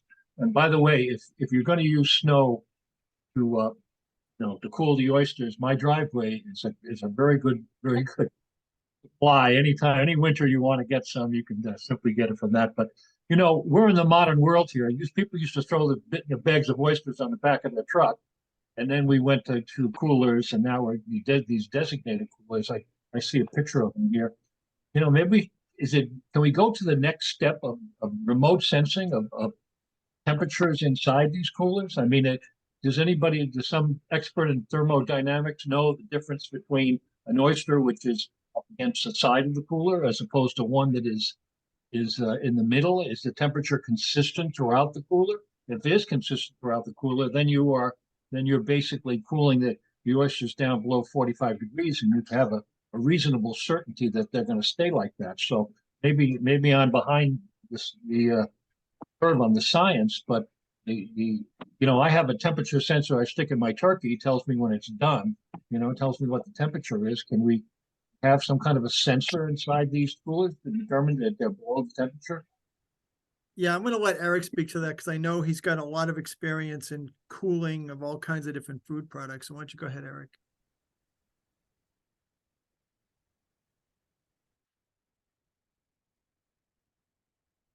Sorry. The NSSP does provide some guidance on cooling studies, demonstrating the efficacy of either, a walk-in cooler or some kind of, be it the box on the back of a truck or, a 12-volt plug-in, cooling device. I think in the Shellfish program, there's an assumption that the application of cooling media is doing its job. And as I said, it's the responsibility is on the dealer, to verify that. And there's no regulatory requirement for the harvester or the transportation agent, to take a temperature and verify cooling. Which isn't to say I wouldn't recommend that any harvester, whether it's a harvester dealer arrangement or a harvester taking product and icing it, him or herself and bringing it to their dealer, should invest in some kind of a thermometer, better, a reliable stem thermometer, which you can get anywhere from 10 to 20 bucks, and sort of do an informal verification and see. FDA does provide some guidance that if you take a sack of oysters and you put a stem thermometer into the center of that sack as best you can, and you get a reading from the surface of the shell on an oyster in that sack, and it says 45 degrees or under, then you can make a safe assumption that the meat is pretty close. The meat's inside that animal, and then that would be considered, in compliance with NSSP requirements and Massachusetts state regulations. One comment I just wanted to kind of echo that Michael just made. I agree. The focus should be on layering, and that's really what the states that dealt with Vibrio, years before Massachusetts. That's kind of how they fine-tuned their Vibrio control plans. Is no matter how you're shipping those oysters, layer them. I think in Massachusetts we see, we see milk crates or we see mesh bags. However you're stacking those, whatever, shellfish icing container you're using, if you create layers And as Michael said, you know, those gaps, as things start to slowly melt and the ice trickles in, it's going to have an overall a cooling effect. And it's certainly better than no ice. Again, the regulatory requirement, just reminding everybody here, in Vibrio is 10 hours or less after exposure or harvest, which is confirmed by the receiving dealer, 45 degrees or less within those 10 hours. All right, thanks, Eric. All right, well, we'll look forward to having more conversations about that during rulemaking and then at our Marine Fisheries Advisory Commission meeting, which is expected, I think, in March or April. All right, no objections. We're going to move on to the next item, which is the Well, surf- we're not through with the regulation update. Oh, I'm sorry. Go ahead. Oh, you're right. You're right. Okay, I'll try and make this quick. The other thing that we're going to be updating in the regulation regarding shellfish tagging is the growing area designation on the tag.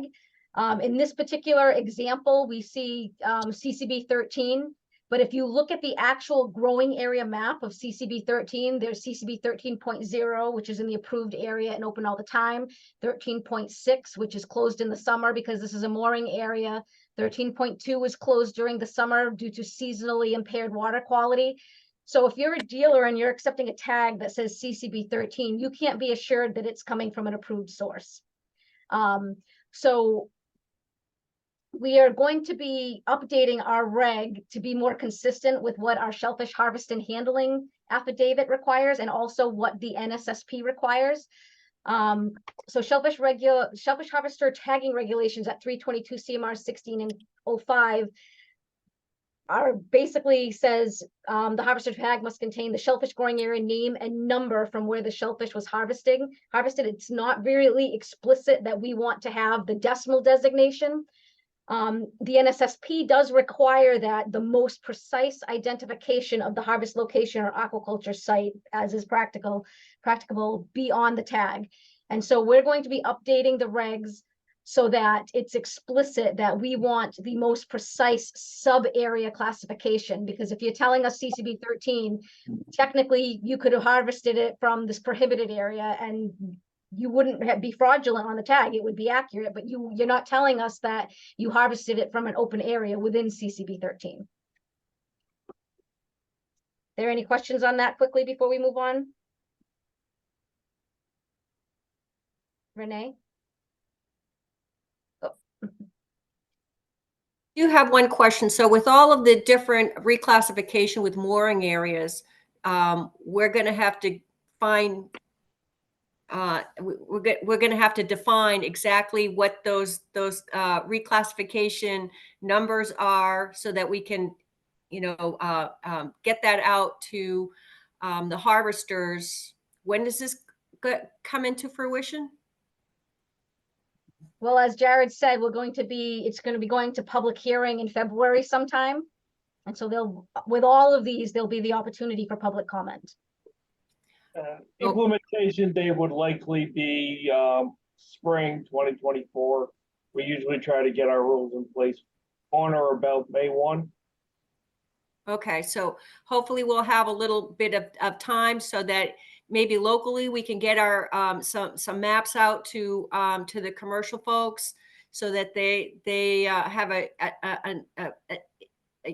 real understanding, because there's been a lot of reclassification, especially with the new mooring areas.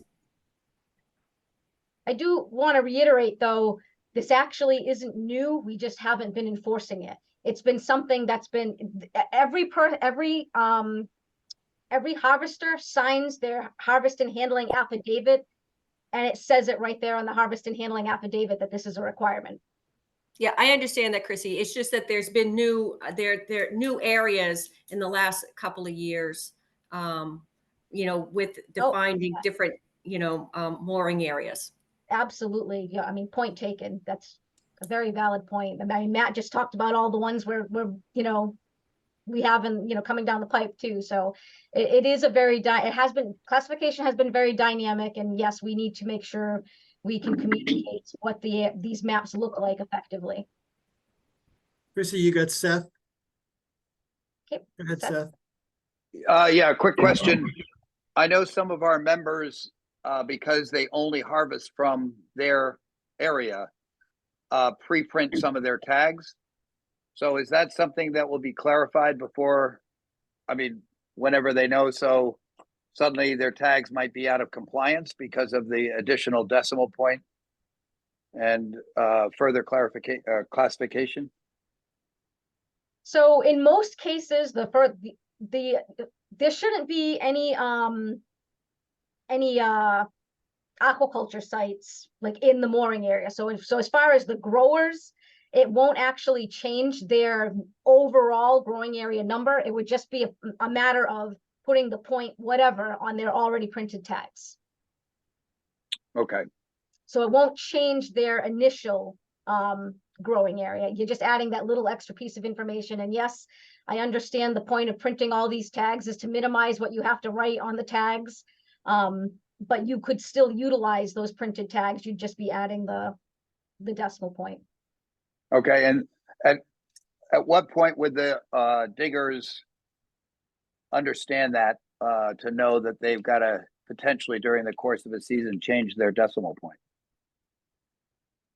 Well, I think when these regs go through, we'll probably have some outreach. And as I said, this is nothing new. Every single Vibrio control outreach I've done, I've said this at all of the trainings for the Vibrio control season. I pointed this out that it really should have the decimal point. We haven't been enforcing it thus far, but it is a condition of the permit. And so we're now getting to the point where we're going to have it codified in regulation, not just in policy or permit conditions. So we can add a little bit more outreach. We can do a little bit better job saying, okay, we've been telling you this has to happen, but we're not enforcing it. Well, now we're starting to enforce it. So you're going to have to start doing it. Okay, thank you very much. You're welcome. Mike? Hey, Chrissy. The one question, it looks like 70I is there on this sample tag.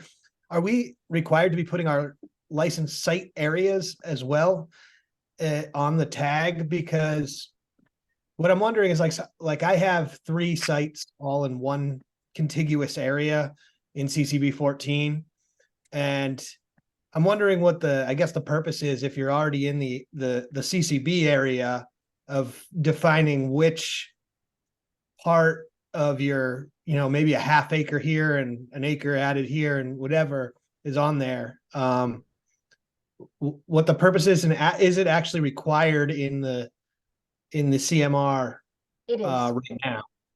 So it is required in the CMR that it says your aquaculture site, but actually that's supposed to be TOI, time of icing, in this particular. Oh, okay. Yeah, but you're right. This particular tag does not have an aquaculture site. So this is a fake tag. It could actually be a wild harvester. And in Wellfleet, you may actually be a wild harvester. But yes, the NSSP and our existing regs, without altering anything, requires an aquaculturist to list the site it's been harvested off of on their tag. And you asked, what's the purpose? In your particular case, it probably doesn't serve much purpose in distinguishing between your areas that are all contiguous, but there are also people that have aquaculture sites in non-contiguous, like not even in the same growing area. We have people that move stuff from Barnstable Harbor down to Katuitt, right? And so, they have up in Wellfleet River and then in Westport River, and then they have sites outside in the main Buzzards Bay. So we want to know where the product's coming from, or even, some may have a subtitle in the same embayment. Some of them have subtitle areas and intertitle areas. And so if we're having an issue that helps us with trace backs and try to determine, what may be a factor in these illnesses. So you're right. In your specific case, there's not a whole lot of information if you say it's on your primary site or your extension, which is all contiguous and all within the intertitle. But it is something that's required, is to have your license site on the tag.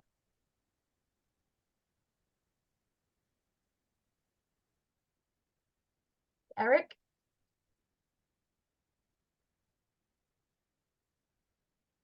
That was done in error. Sorry, didn't put my hand up. And then there is a comment, when DMF does outreach on the tag sub-area requirement, could you also please include education about putting license sites on tags? I don't think this is well understood. Yeah, I agree. And that's another thing that we just haven't really been enforcing. And it's not something, most people are not putting their license sites on the tags. So it's not a few people that are non-compliant. I think it's industry-wide. It's not something that's really well understood that's within the regs. Okay, Chris, you want yeah. to move on to your, I think it's your last item about master and subordinate diggers. Yep, one more thing is the night closure. So there's two more things. This one's sorry. going to be instituting a night closure reg. Yes. We've been depending on towns, a combination of towns and our regs. Our regs only require mobile gear and aquaculturists to have that prohibition. We'd like to have a blanket prohibition on night fishing. It'll help allow our EPOs to enforce it. It'll be helpful also because the blanket closure will help bolster our justification for smaller prohibited zones around wastewater treatment plant outfalls. So I think that one's pretty clear cut. A blanket night closure that applies to everything, including wild harvesters. Amy? So I guess my one concern here as a shellfish constable, and after chatting with Mike Maxim over the weekend, is how does this apply to tribal harvest? That's a good question. Well, I think with tribal harvest, if they're harvesting commercially, they still have to adhere to the commercial regulations. Jared? Stab at that. So like all of our other commercial shellfish fishing regulations, it would apply to the commercial harvest activity. Any harvest that is done for non-commercial subsistence purposes would fall outside of our regulatory authority, as that is their native indigenous right. Sounds challenging to enforce, but copy that. Yep. And then quickly, the last one is with our contaminated harvest.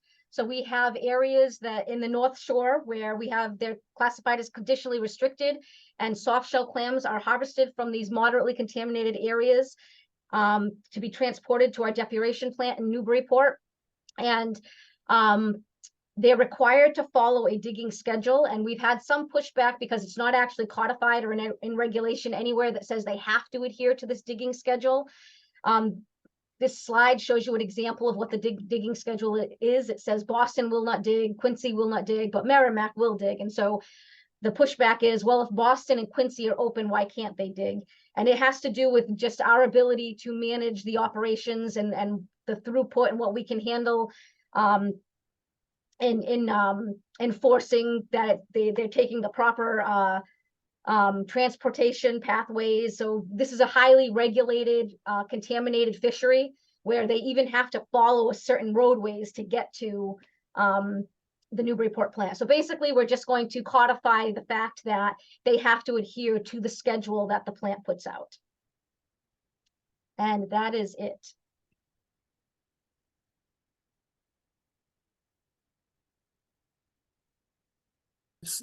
Somebody named Connor has raised their hand from the attendees. I guess I'll recognize Connor. Oh, is it our Connor? I think that's our Connor. So Connor Okay. is the plant operations supervisor. Go ahead, Connor. There was something else that Jeff, before he had retired, discussed about putting in the regs, which was making sure that the masters keep their reefers on. This was something that was an issue with a couple of our guys, especially coming from the airport and coming from the Merrimack River, is that they would, because they thought, oh, well, we're only going 15 minutes or we're only going half an hour. They wouldn't turn it on, and then they'd hit traffic, and the clams wouldn't be sufficiently cooled, or we'd put them in the tank and the clams would be floating and bubbling because they weren't kept under temperature. I don't know if that's touched on here. I don't know if that was ever finalized, but I just wanted to add that in.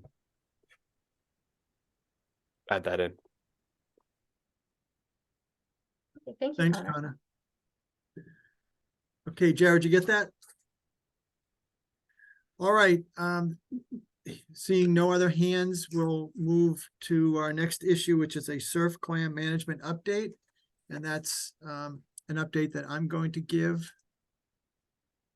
Hopefully I'm sharing my screen. Let me know if it shows up. Okay. You guys can see that? Great.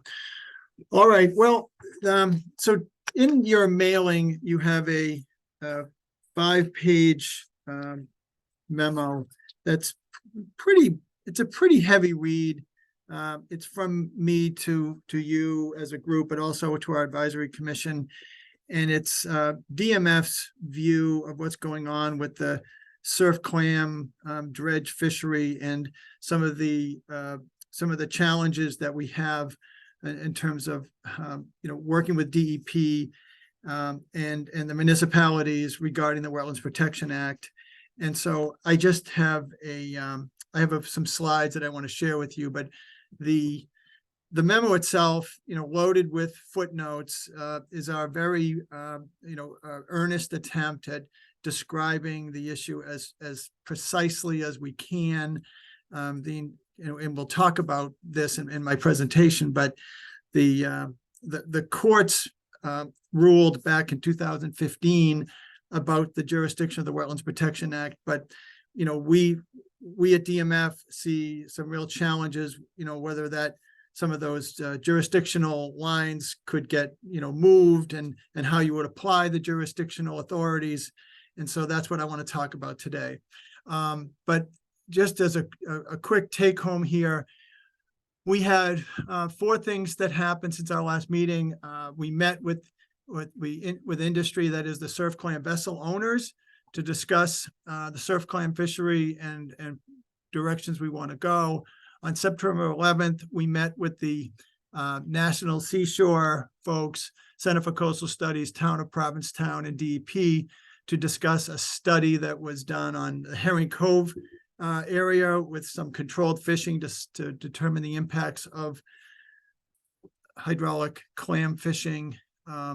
We continue to have correspondence internally between DMF and DEP about how to deal with this with the 2 jurisdictions.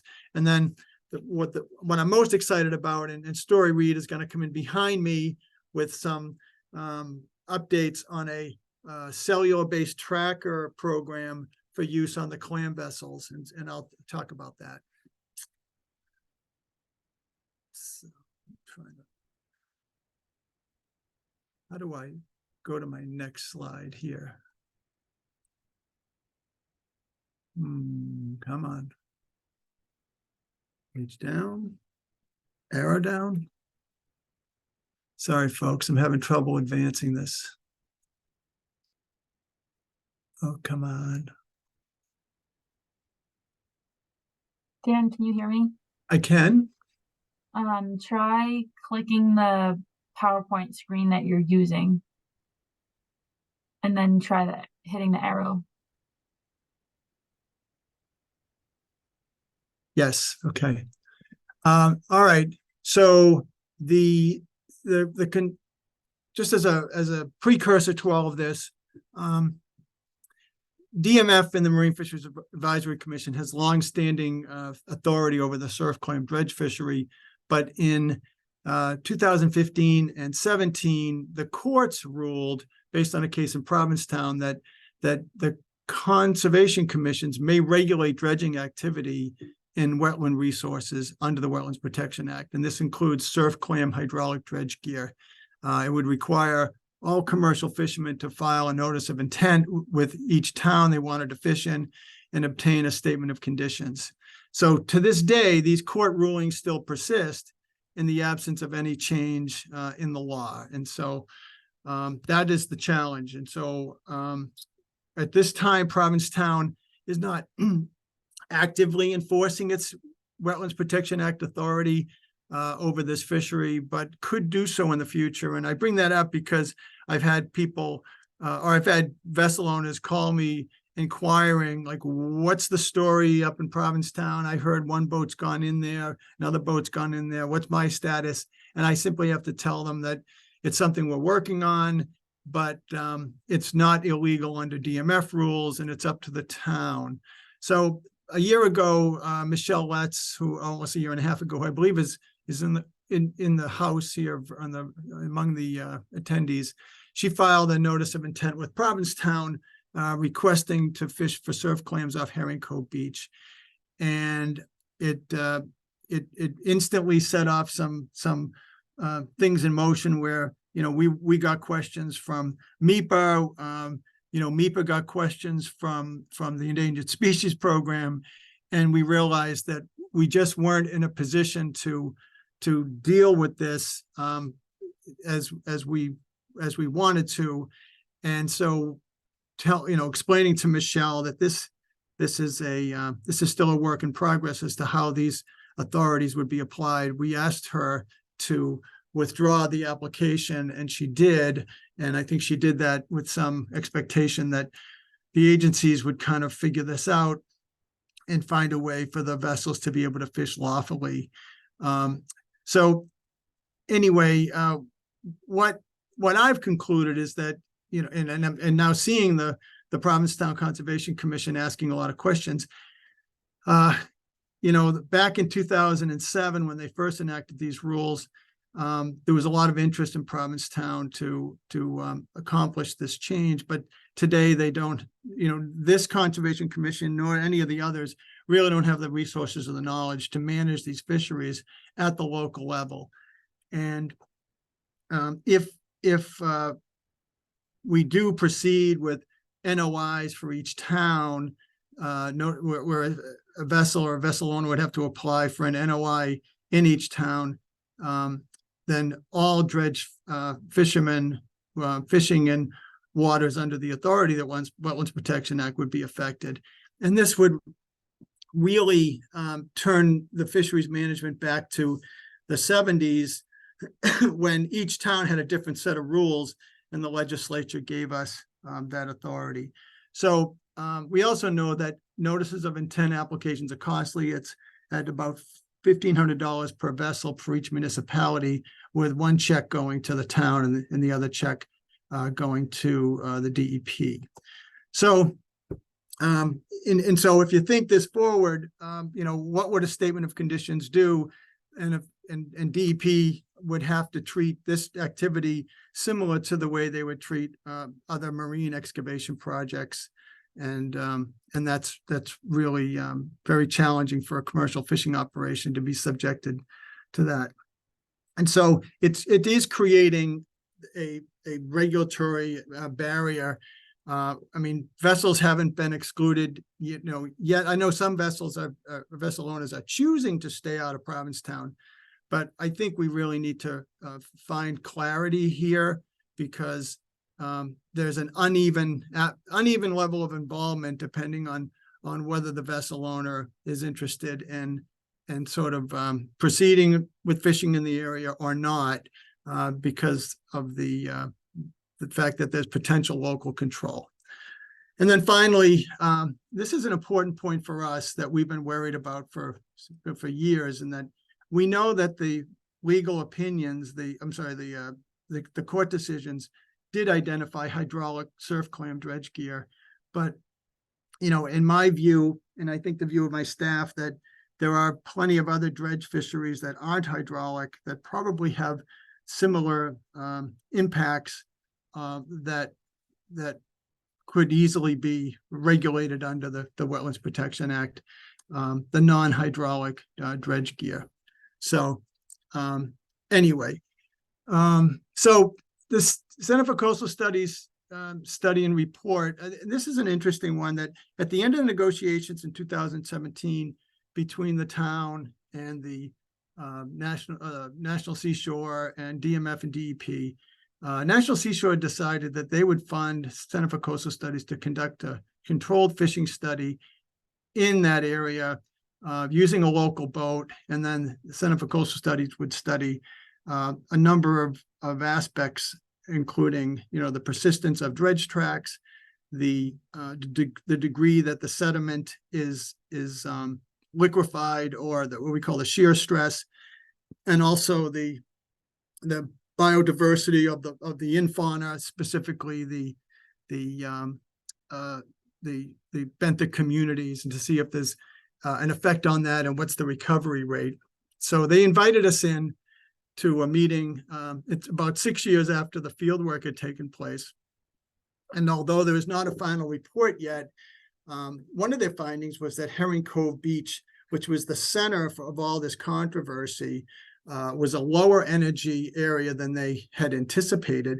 And that was measured with a device that looks at, wave heights and wind in that location. And that shouldn't be a big surprise. The reason Herring Cove Beach is popular for the surf clambers is because it is an area that the boats can go when there's a lot of, high sea state or heavier winds, because it is protected. But dredge tracks were documented to persist longer than a lot of us had expected. And we think that's related, or I should say the Center for Coastal Studies folks, at least in this preliminary report, thought it was related to the presence of gravel. And that if you're using hydraulic clam dredge in a gravelly area, that those troughs are less likely to be filled in by sand being moved by tide.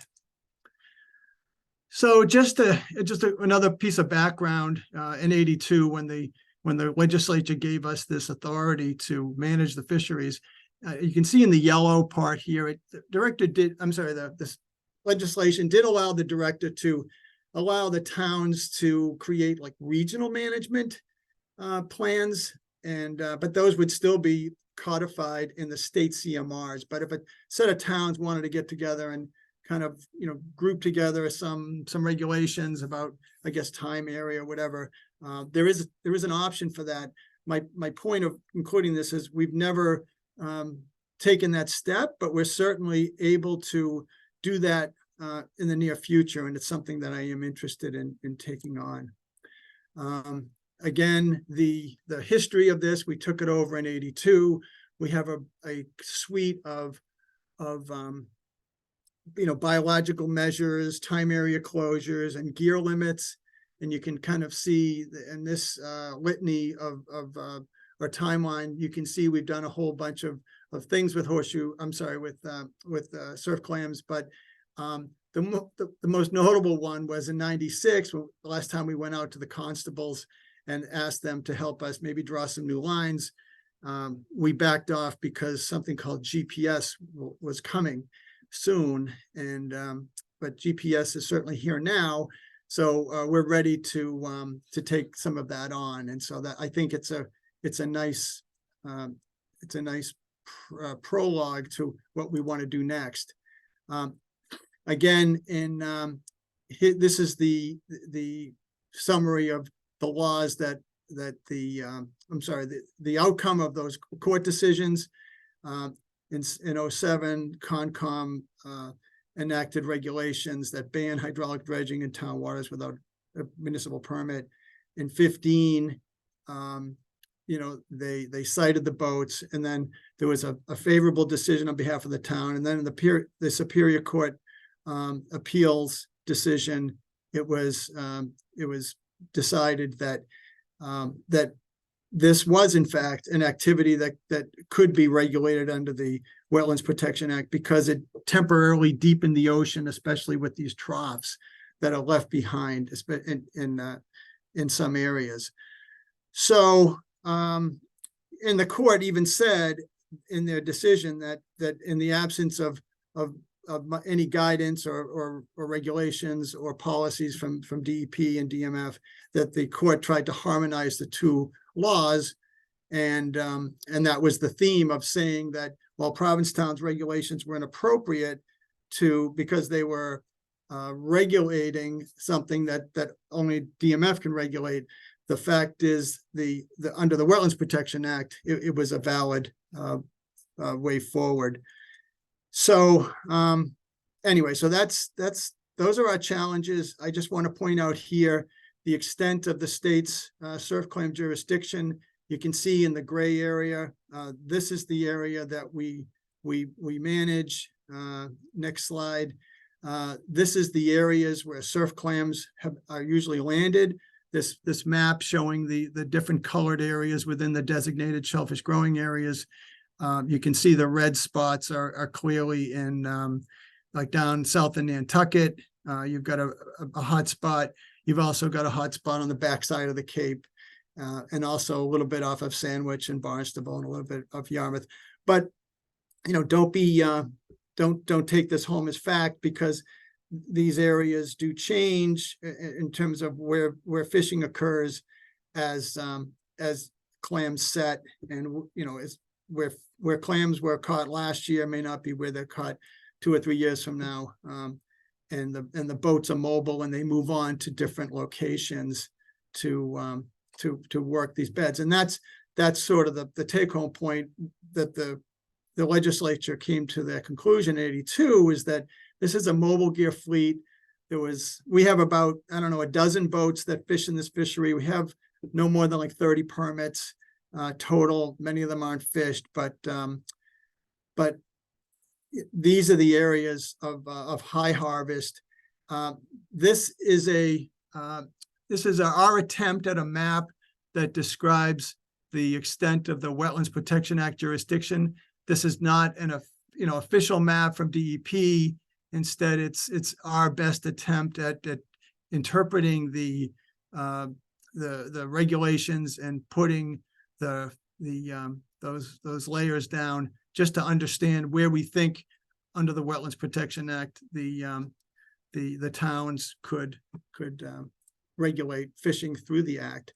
So you can see that many areas like Nantucket and around Cape Cod, clearly it's all under the jurisdiction of the Wetlands Protection Act out to a certain depth. And so I think that's the take-home point of that particular slide. And so here's an overlap of the two, of the Wetlands Protection Act jurisdiction onto some surf clam, fishing areas. So it wouldn't be all surf clam fishing areas if some surf clams are out in deeper water beyond the depth limits of the WPA's jurisdiction as defined in DEP regulation. And so now here is the eelgrass beds. We've in green, so we started to think about this as, we have an extensive eelgrass restoration program. We are interested in conserving eelgrass. We know that back in 2015, there was a single boat that made a tow around Provincetown at Long Point, allegedly through an eelgrass bed. And I'm not, I guess that could happen. Most captains don't want to, none of the captains want to fish in known areas of eelgrass. And all of them have said to us, if you can tell us where these eelgrass beds are, we'll surely stay out of them. So that's got us to thinking about the potential for a pilot program to try to put trackers on the boats. And so we are working with the surf clam vessel owners. We've purchased vessel trackers that are same ones that are being used in the new federal or the new ASMFC requirement for federal permit holders in the lobster fishery to use trackers so that managers can figure out precisely where fishing is taking place, but also for two purposes, one or a few of them. One of them is purposes of offshore wind. Secondly, for marine mammal, or more specifically right whale conservation, and also for enforcement purposes, just to know like where people are fishing if law enforcement wanted to go out and and look for gear. So we are thinking about replacing the closures that we have now, which is the 12-foot contour in the winter and the 20-foot contour in the summer, with some kind of fixed point closures that could be more easily complied with and more enforceable, and using this this geofencing or geospatial technologies. And I'm going to let Story talk a little bit about that. Obviously, we're interested in keeping vessels out of areas of special concern, such as eelgrass beds. And then even the closures that we have on the books now, many of them were requested by the towns, or actually adopted by the towns before the state took it over. So if you look at our surf clam regs, you see a set of kind of obscure, unrelated, surf clam closure areas, and those were basically just put into the state regulations, adopted because they used to be adopted at the local level. So we'd be interested in talking to the towns about that. It's a 1-minute ping rate on these devices, and they're also low cost because they're cellular based, which means if the boat goes out of range, of cell phone range, the data still is collected, and then it's uploaded when they come back into cell phone range. And it would be required on top of any federal VMS requirements. So we believe it's time to reinitiate conversations with the constables about these regional management approaches and replace these outdated contour lines. So the DMF desired outcome here would be a legislative fix to resolve where and when the Wetlands Protection Act authority would apply to commercial fishing vessels, create a DMF management program that accomplishes some of the Wetlands Protection Act goals to protect sensitive habitats, engage municipal officials, notably the constables, also DEP and federal agencies such as the National Park Service in the case of Cape Cod, and also the industry to develop these fixed point closures around habitats of concern, and then try to get buy-in from the whole fleet so that we can improve the compliance and among the fleet. And one of the things I really respect about the lobster fishery is when one guy starts violating the rules, everybody's on them, and everybody's trying to bring that rogue captain into compliance. And I'd like to see that happen with the surf clam boats, especially if the rules are clearer and are evenly applied to all the vessels. And I think and I'm confident that the vessel owners and the captains would comply with that and embrace that. And so finally, as far as the tracker program specifics, I was going to let Story Reed show a few slides, and then I could take some questions. So Story, do you want to take the screen? Yep. I'll share my screen. I just have a few slides just to add on to what you said. Let's see.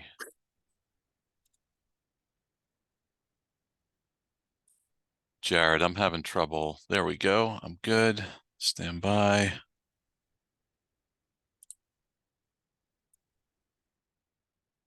All right, can you see my screen?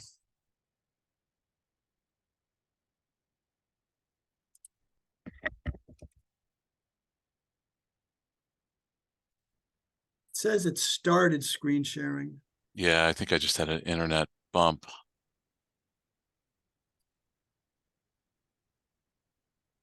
No. Try that again. Disconnected. Oh, there you go. All right.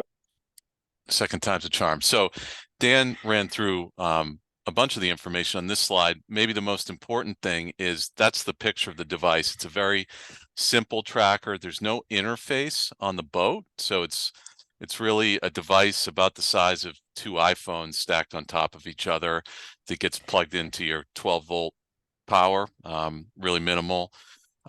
It can be mounted inside in the wheelhouse. It doesn't have to go on the roof.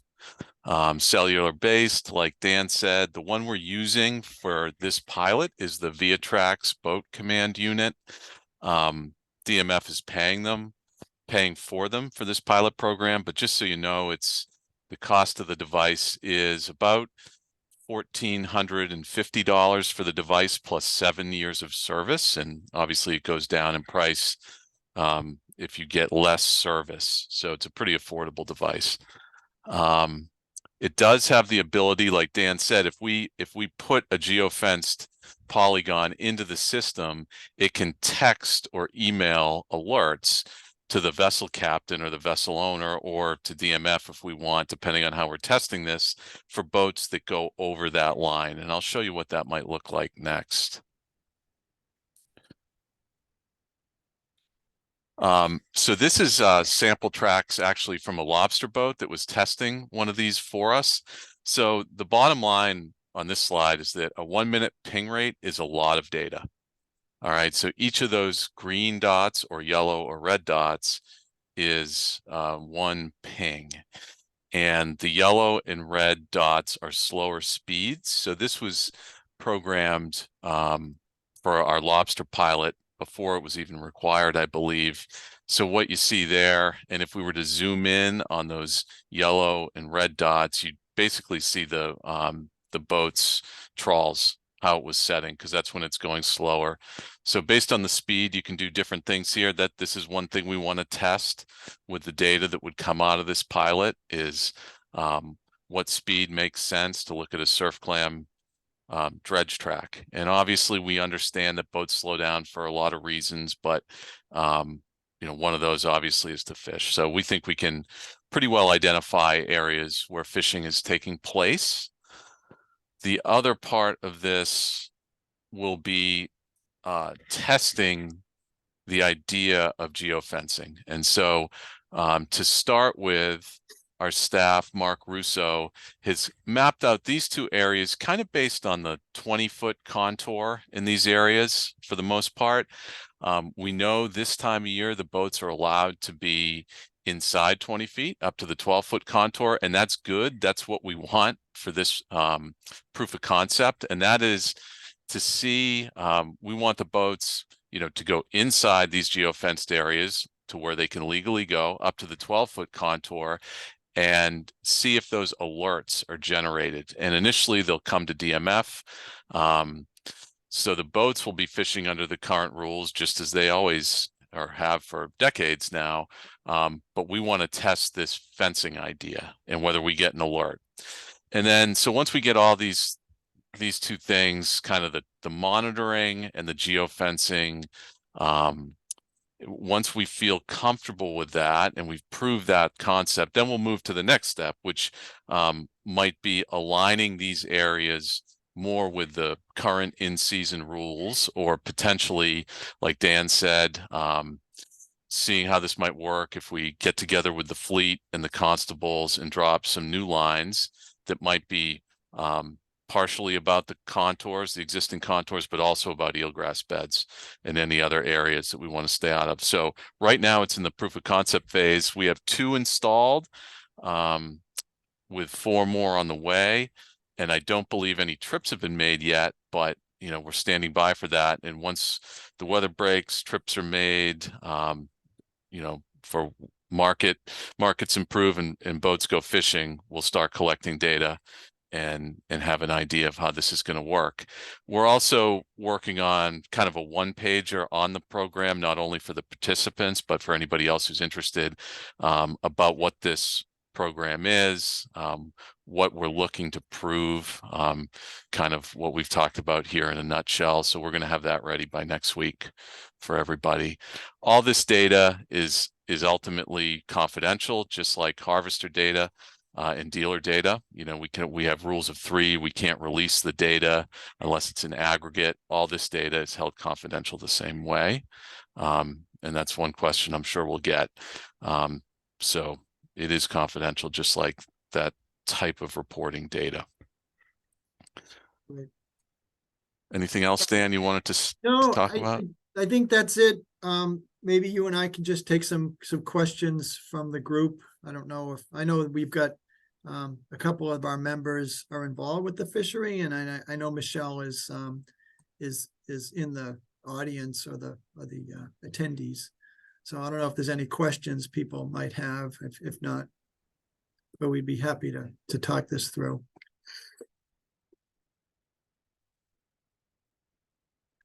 Okay, I don't see any. We have one. Oh wait, Alan. So I've got a question on, you've got two out there, two boats out there with the units on there, correct? That's right. Yep. And how many more units are you hoping to put on boats? We've got commitments from at least 6 boats right now. Okay. All right, so of course this is going to be transpired so they can get inside or get to the 12-foot contour, and then we can draw a line, say up in P-Town from Race Point down to Wood End, and that would allow that particular area to be open if we went that route. Well, yeah, let me back you up, Alan. I envision the 12 and 20-foot contour lines could be replaced by lines. Okay. So Yeah. let's take a clean look at this. I mean, you know, that we've got a, I mean, you can probably get the fleet, the active fleet into, you know, one large room and talk about the ways we manage this fishery and include some of the other folks who would like to be involved within the discussion, such as DEP and National Park Service and the EPOs. I think everything should be on the table. So I don't envision the trackers only serving the Provincetown or trying to resolve the Provincetown controversy. I think statewide. Yeah. Because you can't, nobody can find a 12-foot contour on the chart. I think you're right. So anyway, so that's how I think we should proceed with this.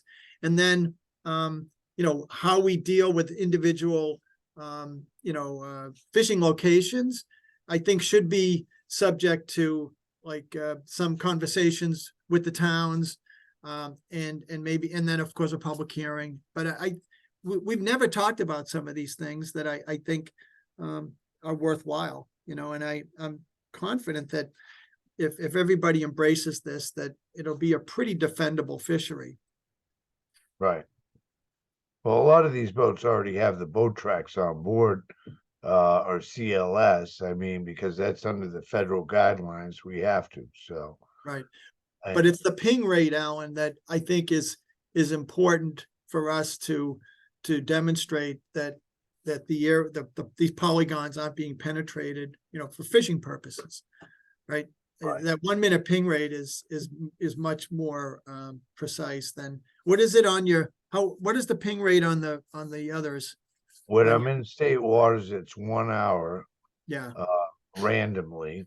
And then when I'm inside the buffer zone of the box, the HMA box, it's 5 minute pings. Yeah, okay. So for federal waters, it's 5 minute pings. Mm-hmm. And then in state waters, it's 1 hour. Yeah, and those pings cost money, right? Every time there's a connection with the satellite, there's a charge. So I think that when you increase your ping rate, the cost goes up. What we're hoping with this program is, you know, with the grants that we're giving out to the vessel owners, we could get you'd be able to afford the 1 minute ping without asking you to do it with a satellite. Yeah. We're going to the cellular system. Right. Okay. All right. Any other members? Alex? Thank you. I appreciate your memo. It was nice to kind of get a concise synopsis of where we've been and what's going on now. What's the next step here? Well, we still have meetings. I have a meeting scheduled with DEP next month to continue our discussions.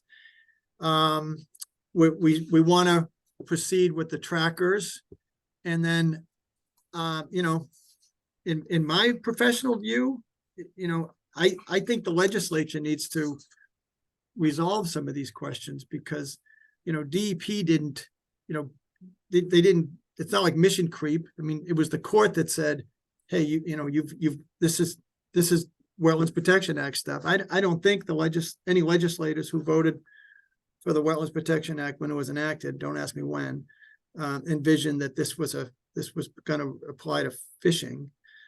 And in the 8 years since the courts ruled in 15, we really haven't made any progress on this. So I don't know where the ultimate solution is, in terms of final language, but I think that was the theme of the court decisions, because the judge said in the absence of any clear guidance, then he made both laws, he harmonized both laws. He said both laws are in play, but I'm hoping that we can,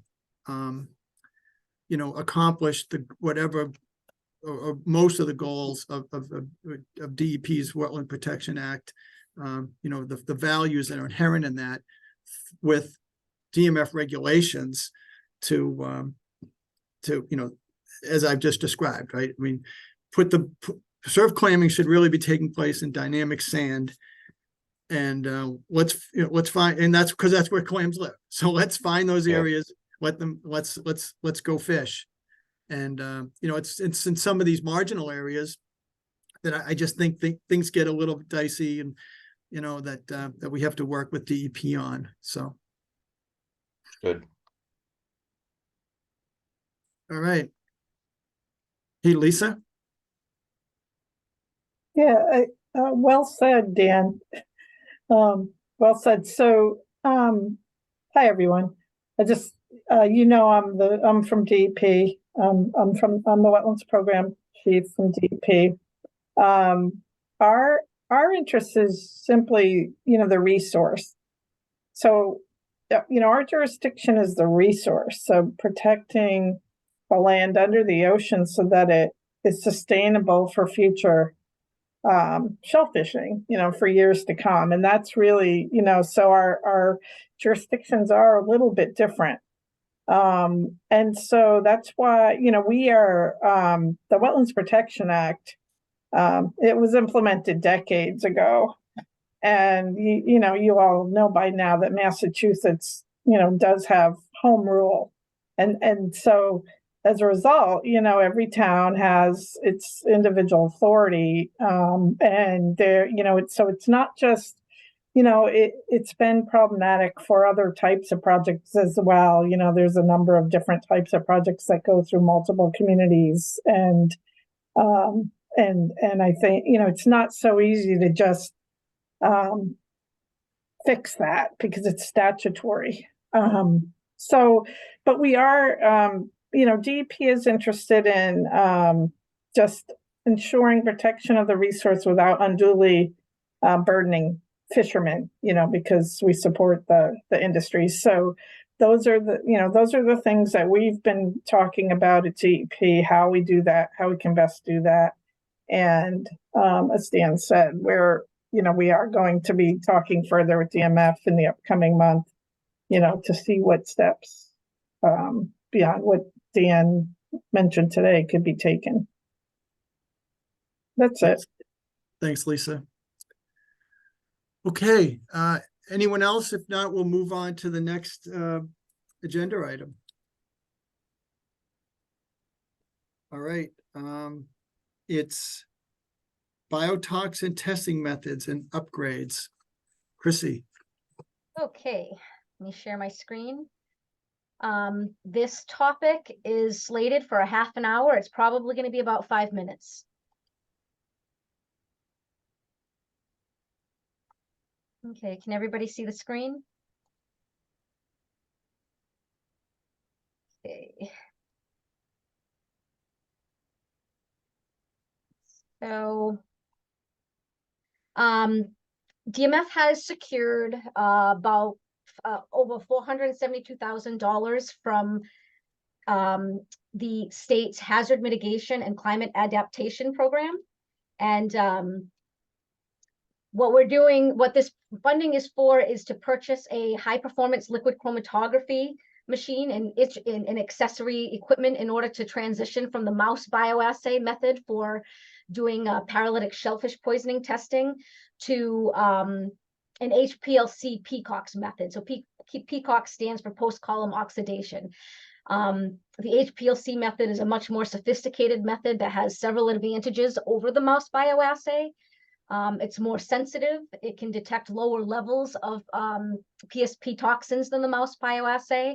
It can be faster with higher throughput than the mouse bioassay, and it also has the ability to detect the individual related toxins that are part of paralytic shellfish poisoning and that are collectively termed PSP toxins, and the mouse bioassay cannot. The various individual toxins also create a profile that can be tracked via shellfish toxicity, and so it can help us to determine whether populations that are contaminating the shellfish may be related to each other. And this past summer was the perfect example of that. Most people are familiar with the NOSIT system, and we have annual closures in the NOSIT system. Well, this year we had closures out to the south, right? So Renee, unfortunately, you got a taste of what Orleans and Eastham has had to deal with annually. And so if we had had a toxin method that discriminated between the different toxins, because specific populations tend to have different toxin profiles, we might be able to have some, get some insight as to whether, NOSIT was being a leaky sieve and seeding other areas, or did these other areas like Sage Harbor have a cyst bed already there and the environmental conditions were just conducive to it blooming? So the ability to utilize HPLC is also, we can expand the HPLC use to other marine biotoxins, so it allows for more responsive shellfish area closures to protect public health. It also aids in more timely reopening because it is a chemical-based method. We don't have to have mice alive, and it's a very specific strain of mice. They have to be females. They have to be within a specific weight range, and we don't always have mice available. And a couple of years ago, 2 years in a row now, NOSIT has decided to bloom in December. Fortunately, we haven't had to have any closures because presumably the water was cold enough that they weren't really pumping and accumulating toxin, but we did have a bloom. And the 2 years ago when it bloomed, it was the week of Christmas. 2 years in a row, they started to bloom the week of Christmas. But the first year, we couldn't reopen until after the holidays, so until after the New Year, because we couldn't get mice. With the knowledge of that first year, we ended up not issuing a precautionary closure the second year. We just kind of waited to test and made sure we had mice on hand. But this would help solve that problem, help solve the mouse problem.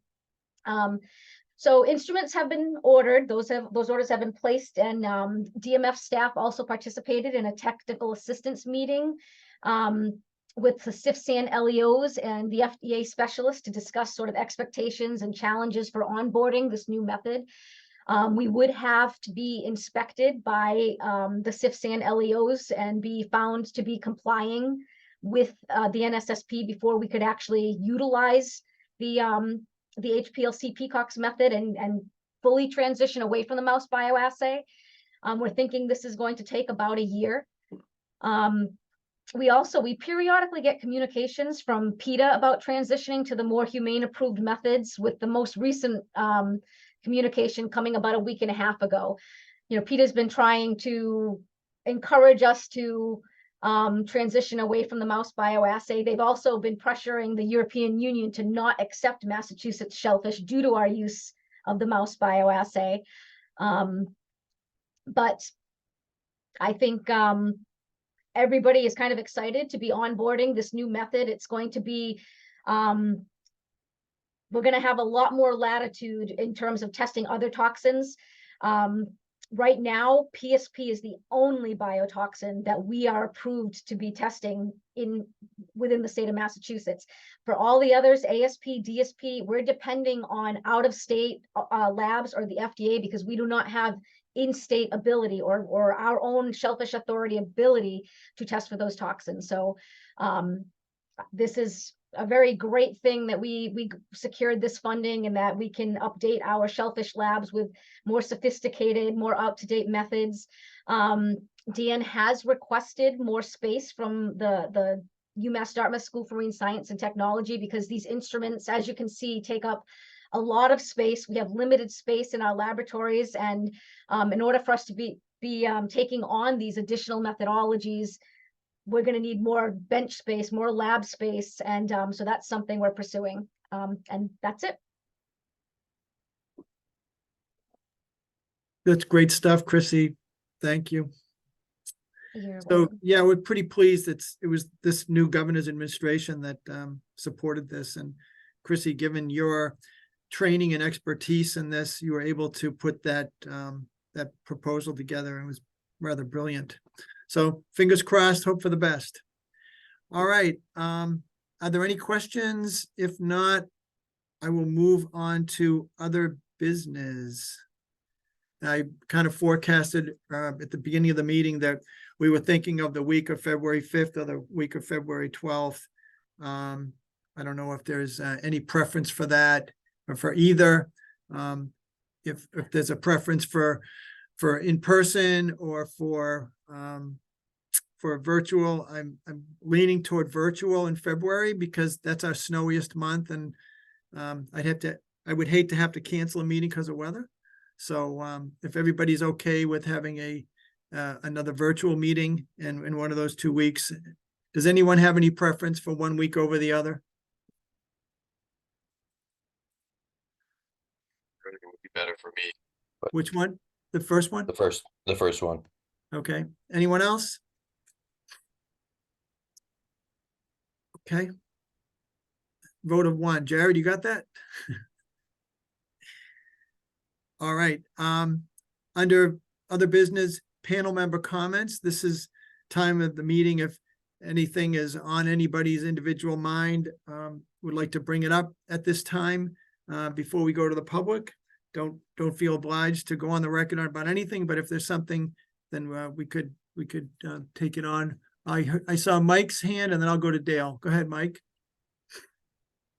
Hey, yeah, I just was wondering if we could have some, maybe basic level discussion of nitrogen mitigation plans, municipal ones, and whether there's any role for the state and to play in that at all. And I'm not sure, but I think it's worth having a discussion as 208 plants start to roll out and the DEP requiring watershed permits. Yeah, I know this came up during the MSI. So Mike, is the angle that you want us to look at whether or not such a program could affect the aquaculture industry overall if the product gets dumped, or are you looking for a conversation about the benefits of such a program? No, I think the effect on the fisheries, the potential effect on the fisheries when municipalities are inclined to subsidize the growth of something to offset another cost, and what impact that might have on the commercial market, because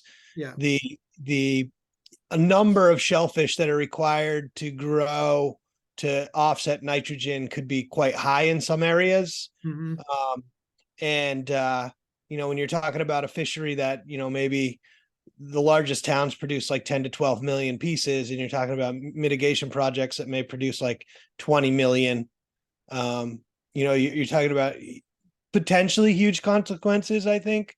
And I don't know where it's going. It seems like most municipalities are sort of waning on using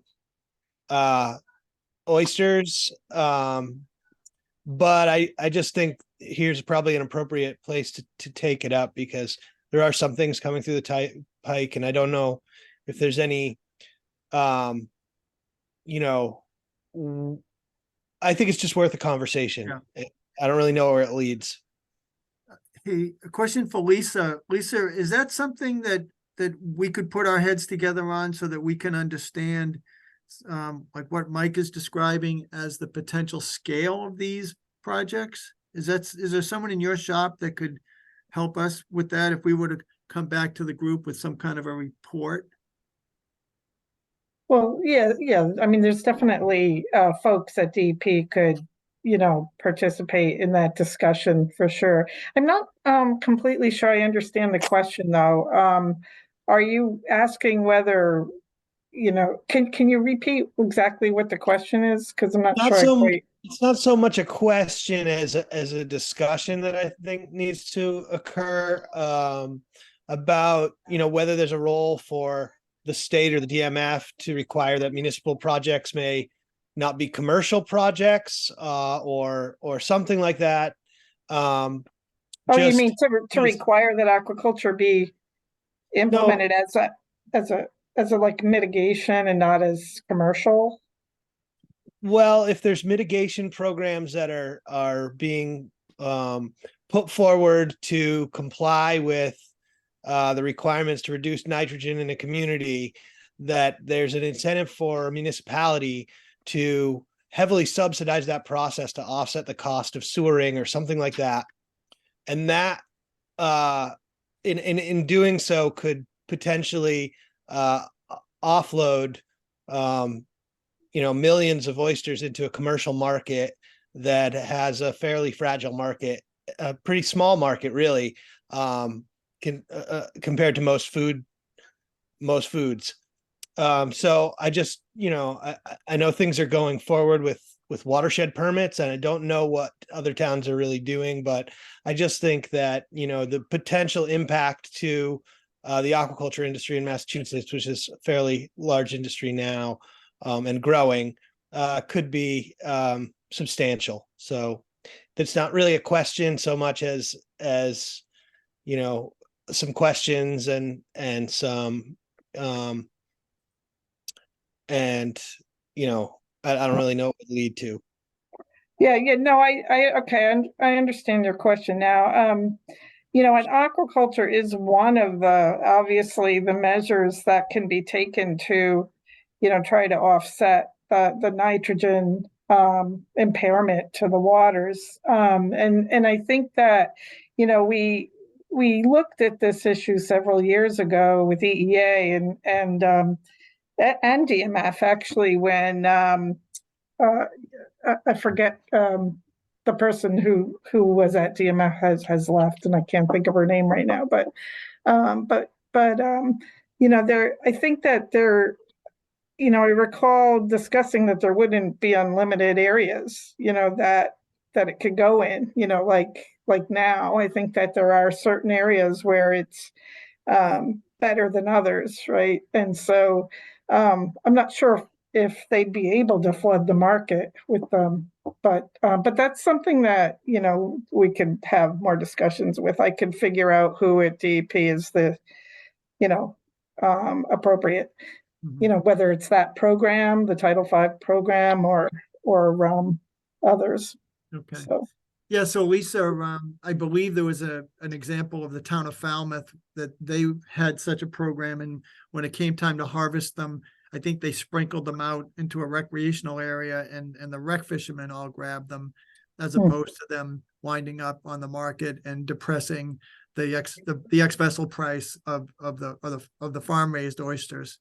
So I think that was just one example of an outcome that I think maybe some of the aquaculture professionals would prefer. But why don't you and I put our heads together with some kind of a presentation for the next meeting on what's in the pipeline for those kind of projects, and what the fate of those oysters, is likely to be.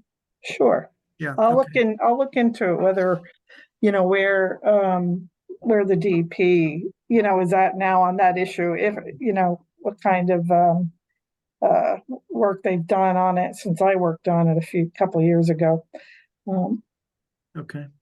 All right. I think for us to get a handle on the scale, I mean, Mike's describing the scale of these operations. It would be valuable to know like what could be in the pipeline, to understand that, and maybe have a conversation about, market impacts. So especially if they're all going to be dumped on the market at the same time. All right. All right. Dale? Thanks, Dan. I just want to throw something out for a future discussion, and that is our losing capacity for shellfish pathology work. We've seen a number of our current, formerly very active pathologists have retired. Inca's gone out of Connecticut. Marta in Rhode Island is pretty much tied up with academic things. Roxana just retired this past year. Jem Dre has left Kennebec Biosciences. And so we do not have a go-to shellfish pathologist now currently in the Northeast. And that makes me very nervous because shellfish pathology is a big player in terms of our ability to move oysters around, to do restoration projects, to ship stuff into the EU. All of that has to be certified with some kind of disease prevalence measurement. And so I would just throw out the thought that that may be a role that Massachusetts could play, that we could actually start thinking about putting together a shellfish pathology laboratory, you know, whether that falls under the auspices of DMF or whether we support it at one of the local academic institutions. It is up for discussion, but I think it's something that we really are going to be paying some penalties for if we don't start trying to cover our pathology needs. Dale, can you describe for me how some of those other folks were supported financially? Was it all fee for service and they were able to make ends meet? And Inca was in Connecticut was funded by the state. It was part of the aquaculture program under Dave Carey.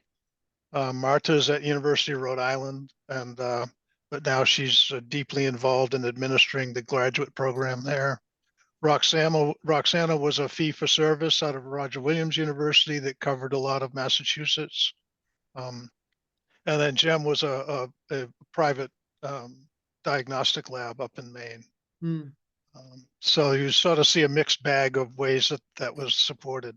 Yeah, well, I appreciate that. And what's you and I follow up? I mean, with you coming from a academic setting and us being kind of a regulatory research organization, you know, I guess we should figure out like where's the best place for that, something like that to reside, and maybe we try to chase down legislative support for something like that. Yeah, I mean, I think it's we could put together a very good argument as to why we need to do this. So, you know, and I sure that Chrissy could help. I mean, I was so impressed with Chrissy's ability to convince the powers that be to spend $500,000 on that new technology to upgrade our program. It's a critical need.